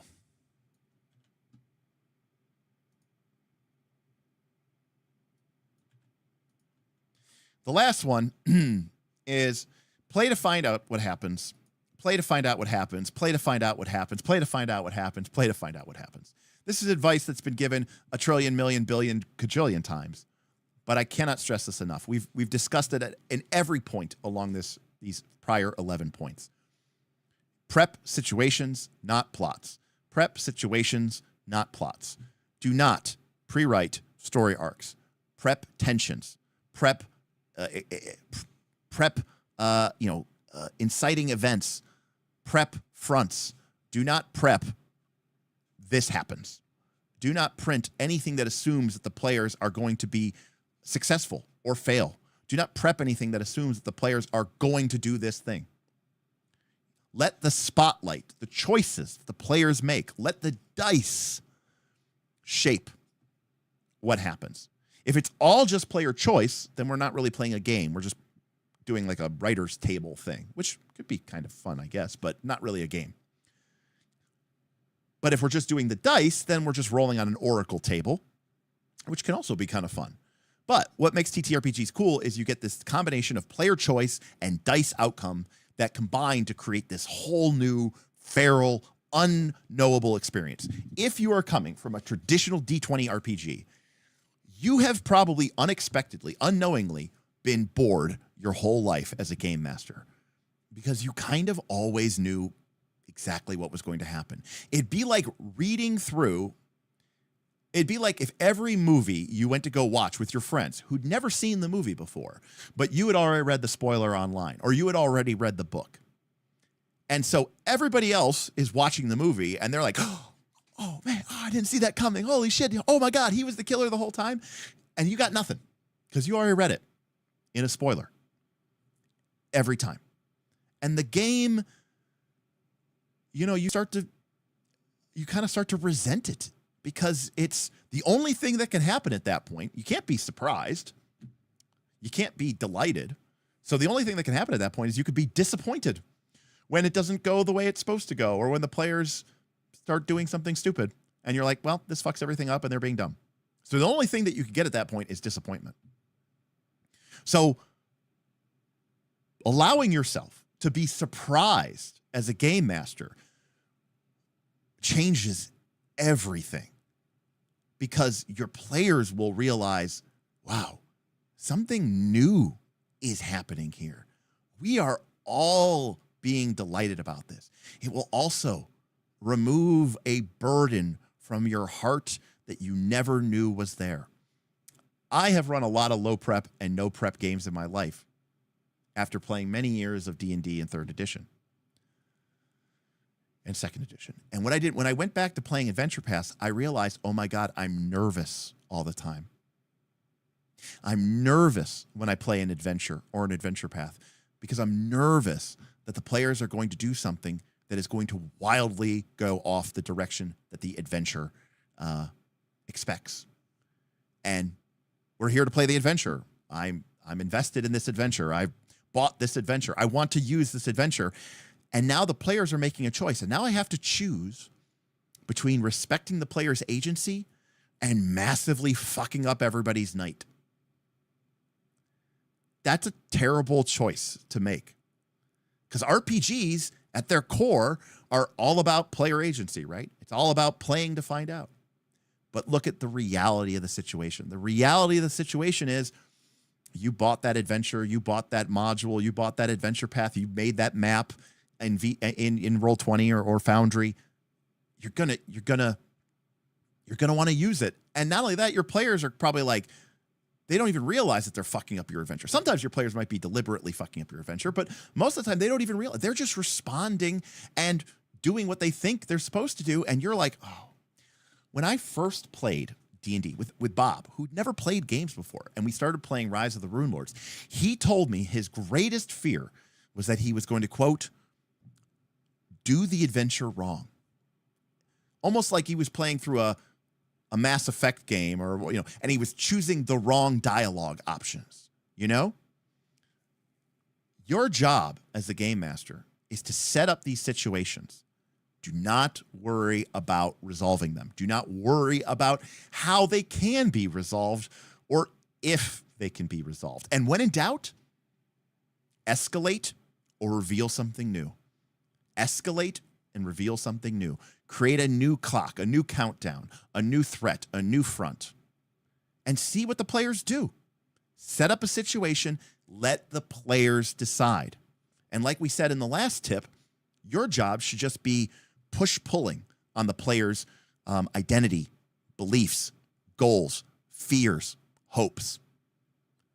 Trust in your ability to make stuff up and that you're running a game that doesn't care as much about being fair or balanced. Look, I get it. If I'm running a PF2 game, my players expect that I'm going to adhere to a certain level of decorum about encounter balance and encounter rules. And of course they should. That is a game that is, we say the math is very tight, that the game is expected the players are going to go in there and compete as sort of a sport. They're going to, pit their characters' builds against the threats of the game. And if I make the monsters too high level, it's basically an automatically loss. There's no way they can win. If they do die, because I fucked up, the game will be really problematic because TPKs are a problem. In Daggerheart, you don't have any of those things.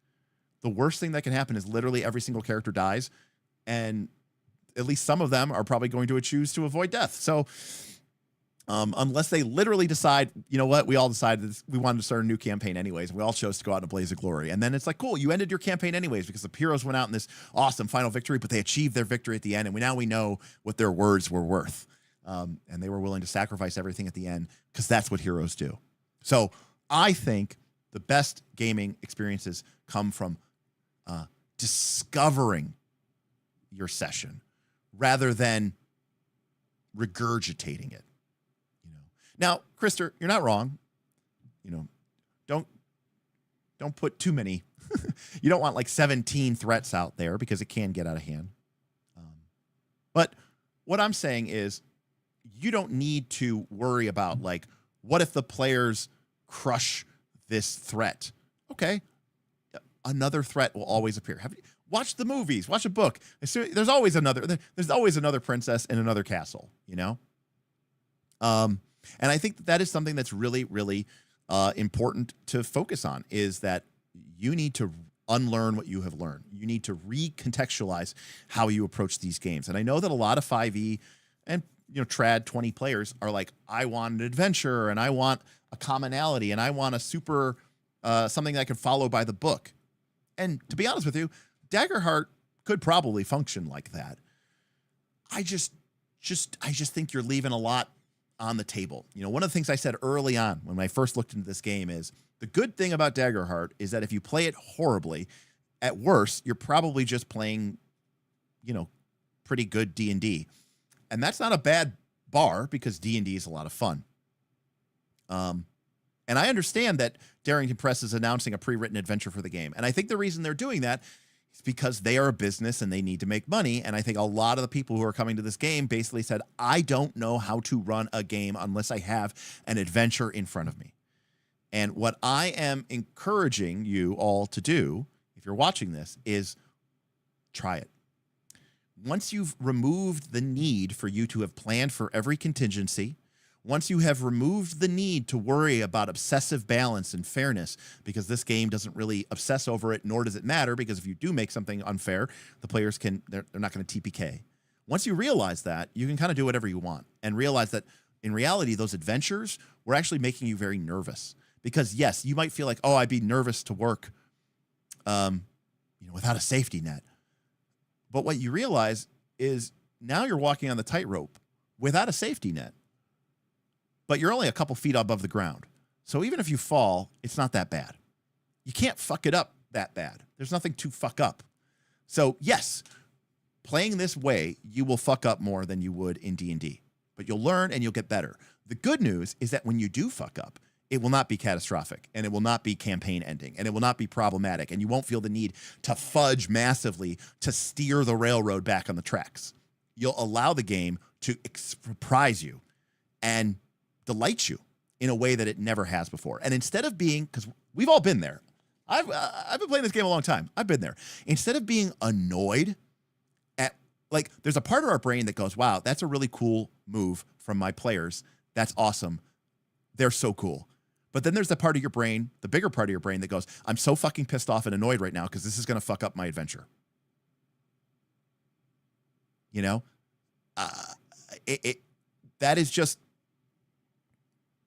That is an unfortunate truth when you're prepping an adventure and you're running an adventure path. It just happens because you're like delighted. You're like, oh, wow, what a surprising thing. And then you're like, oh, and this fucks up everything, So again, play to find out what happens. It's at the core of what role-playing games have been about since the beginning of the game. Blame Tracy Hickman and Dragonlance. I don't know about making it about, but my story and following the rails on the adventures. And, we could do a whole thing about that. By the way, I do love Tracy Hickman, but there's a whole story to be sold about that. But I just want to encourage you to feel like you can be empowered to make these decisions on your own, and you'll be okay. It'll be okay. There's communities out there. There's great communities. The Discord for Darrington Press is really good. Hell, join the Knights of Last Call. We have a very thriving community of a shitload of GMs who would be happy to talk to you and help you out with maybe some of your concerns or issues or problems. Patreon.com/Knights of Last Call. Little plug for us there. But don't be afraid to mess up. And that's all I have to say about Daggerheart. All right. We did it. Huzzah. Yep, we are still going, sort of, but we're finished now. I mean, we did crush our goals, so I felt like it's been it was worthwhile. Absolutely, Krister. The best part of Play to Fight Out is listening to the players make connections that you couldn't think of a million years and telling you're a genius for prepping those connections. Well, I mean, I think it's not even fine. I think it's fine to just be like, hey, yeah, that's a great idea. We should go with that. Yeah, we did 12 for 12. We started at 2. We were supposed to go for 3 hours. So we were supposed to go to 5. And we got the extra hour of bonus time. So we're supposed to go to 6. So technically, you guys have 16 minutes left. So, by the way, we are going to do a bonus stream sometime in the future about, of all this, fellatiating that I just did on Daggerheart, there's a lot of things I would change. And there's a lot of things I want to change. But the next time that we do a Daggerheart game, I am going to be giving away our first set of our KOLC duality dice. Again, we had a set of duality dice custom made for us. They're made for our actual play. They're extra large, high contrast. The font is really big and it's really deep and it's very visible. So it's made for, and there's no logo on the 12. It's just a 12. But you can see like how much like that 12 takes up the entire side. But these are designed so the cameras can see it. But you know what? It could be fun for you guys to play it as well. So we're going to be giving away, we got a couple extra sets of these. The folks over at Mad Dragon gave this, and we'll be putting links and stuff like that to these as well. So really looking forward to that. They're also making some class-specific duality dice as well that are going to not just be the purple and orange that we requested for our Knights of Last Call actual play. Also, I can't promise anything, but it is possible I may be receiving, I'm hoping, fingers crossed, an extra collector's edition from our friends over at Darrington Press. Nudge, nudge, wink, wink, I hope. Trying to pull some strings over with our friends there. And if we do that, we will be giving away a collector's edition at some point in the future. So keep your eyes out for that. The Volcanic Shepherd tipped $25. This is for making it through this no tangent challenge. Oh, it was so hard, Volcanic. I mean, if you're a fan of this show, and I assume you are, Volcanic. I mean, I know you're around here a lot. I just covered like 12 hours worth of content in the last 3.5 hours. People are like, Derek, your stream was so long, but people who know better know that took all of my effort, for sure. Thank you, Volcanic Shepherd. I appreciate you. It was really tough. I had to fight through it. And also thank you all for kind of the strange formatting. Again, my goal is I'm going to go and record these, or not record these, but cut these up and release them as videos. I know not everybody is going to click on a 3.5 hour video, but if they might click on a 15-minute video, and that's we're hoping people can do that. Well, shit. Now I got to do Legend in the Mist. The Volcanic Shepherd tipped $30, and this is going towards the Legend in the Mist PDF equals. All right. Is Legend in the Mist on drive-thru? It is. It's currently number 3. You know what number 1 is? Daggerheart. I mean, look, I'm not going to lie.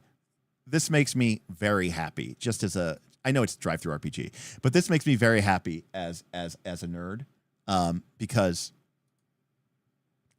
here we go. Because we've got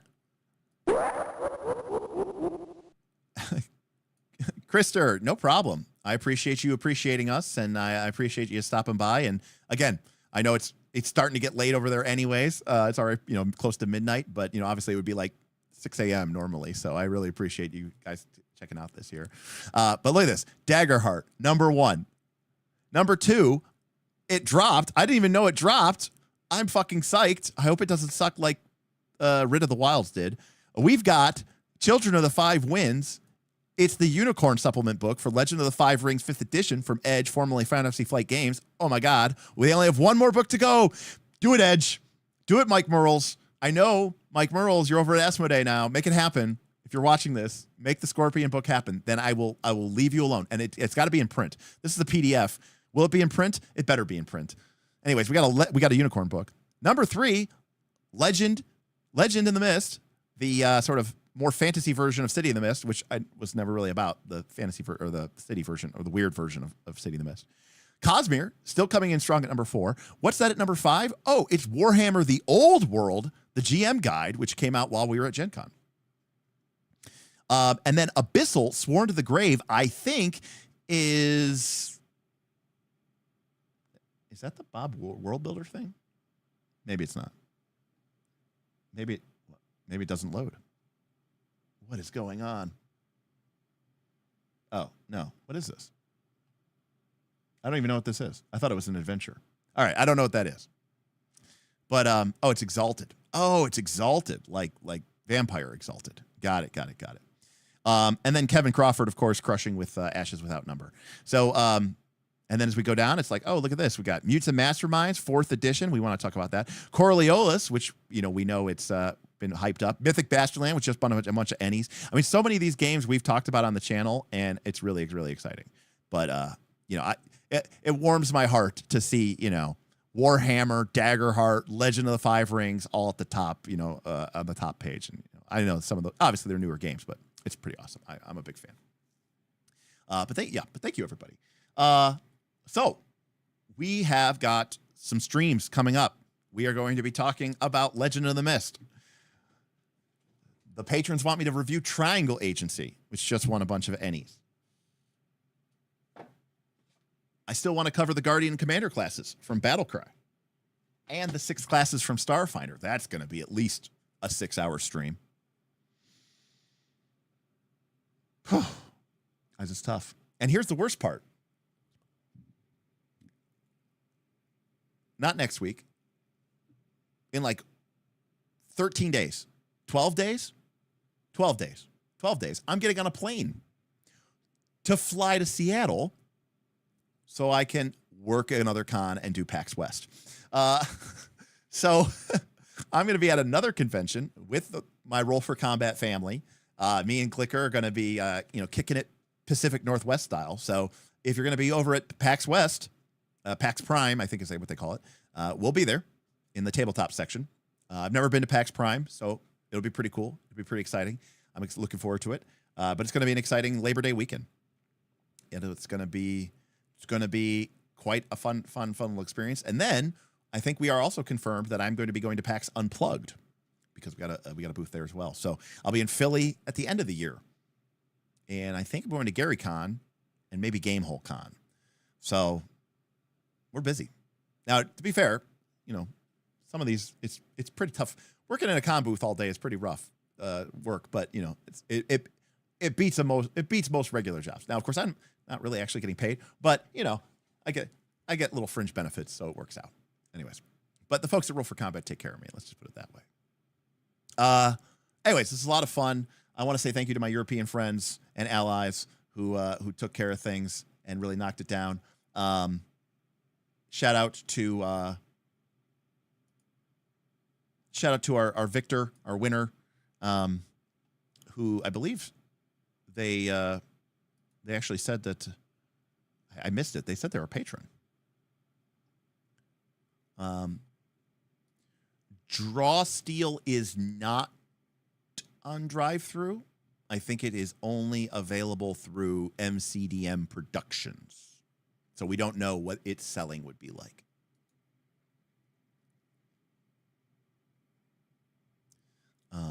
MCDM, between their custom VTT and they're only selling on their website, seem to be kind of trying to keep to their own environment. Catazor, that's it. Okay, awesome. Fantastic. Well, that's awesome. I saw that, and I kind of saw it go by, and I was like, did Kefria say that they were a patron? And I was like, oh, Catazor, awesome. The fact that a patron won makes me even more happy. So that's awesome. That's fantastic. I'm super excited, and that's really, really incredible. So I'm sure MCDM is doing fine. I mean, the game, it seems like it has a lot of people who are popular about it. I mean, we did 20 hours of streams on it, so it was pretty cool. And from what I've heard, the Codex VTT looks pretty good. So I think it's going to be pretty cool. I mean, I'm certainly not above checking it out. I mean, again, if I was going to play 4th edition D&D right now, I would probably not play it. I would just play Draw Steel. Draw Steel is a game made by Matt Colville with Matt Colville for Matt Colville. I mean, to be clear, no, they were like $30 or $35, and you got 2d10 and a d6. That was it. $35 for 2d10 and a 3d6. I don't buy specialty blah blah blah dice. I just think they're terrible, so I didn't buy that. You got a copy of Deli and Tomb with it, but I got a copy of Dilly and Tomb with it with my Patreon because I'm a Colville MCDM patron, so I got a copy of Dilly and Tomb anyway, so I didn't need to buy it. Yeah, I know the actual Draw Steel designers aren't Matt, but I get the distinct impression that Matt was pretty involved. I get the distinct impression that Matt was more involved with Draw Steel than, say, Matt Mercer was involved with Daggerheart. I know Matt Mercer's name is in the book, but from everything that I've been told and talked to people at Darrington Press, Matt really just did inspiration for the Age of Umbra stuff. I don't think he really did much of the design. But like I get the distinct impression that Matt Colville was much more, involved. Yeah, I mean, imagine being a freelancer, like where your name you don't even put on the cover, you just get thrown in the middle of the book and no one ever knows what stuff you even worked on. It's a tough gig. It's a tough gig. I'll tell you that. All right. Well, I want to say thank you to an incredible list of people. You guys really came out tonight. I really appreciate you all. Thank you to Krister, the Volcanic Shepherd, not just for supporting this stream, but supporting the next one, where apparently Legend of the Mist has been, City of the Mist, but Legend of the Mist has been on the list of people's things for a long time. So I think it'll be really cool to get to that to the channel. And I love doing first looks. Kendall Carlson, Forovar, Gurney, Lawful Chaotic Neutral, Shorn, Dorswazy, Lord Kyler, Goblins and Androids, All for Last, Francois, Krister again, Roman, GM Scott, and Edward all came out tonight with super chats and tips. We crushed all our goals. We did some extra time to make sure we could get through all 12 topics. I really appreciate that. Thank you so much. And we crushed our bonus stream. So we're going to be back with Derek bitching about Daggerheart. He loves it. No, there's things I don't like, and there's things I would change. Again, I don't think there's anything fundamentally broken. There's just things I would tweak. And there's things that I think I could make better. Or I could probably make them worse.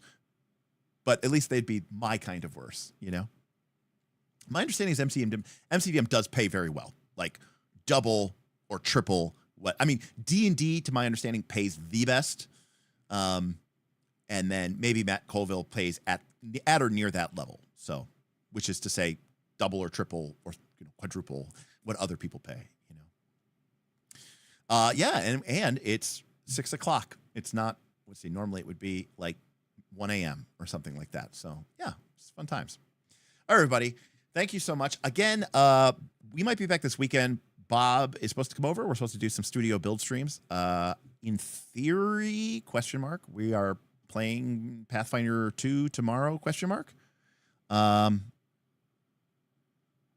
So yeah, it looks like everyone's going to be there. So it looks like we'll be playing Pathfinder 2 X Starfinder 2 X Battlezoo Bestiary Eldamon, where I will get to play Flux, my Nanite Swarm Ooze Ancestry Eldamon trainer. I'm looking forward to it. All right, everybody, thank you so much for joining us. Again, be on the lookout for some videos from us, as I'm going to try to edit down those 4 hours of video into 12, roughly 15-minute clips and get those out for people who may not have the stamina as you do. But otherwise, thank you for being a part of this stream. Thank you for tipping and supporting us. Always consider checking us out on Patreon. I'd love to have you be part of our community. And congrats to Sephirus Catazor for winning our EU Daggerheart giveaway. Copy of the game heading over to them. And again, fingers crossed, we're going to be giving away some Mad Dragon Duality dice. And hopefully we have a couple more regular editions of Daggerheart to give away. And hopefully a collector's edition next time on Knights of Last Call. Good night, everybody.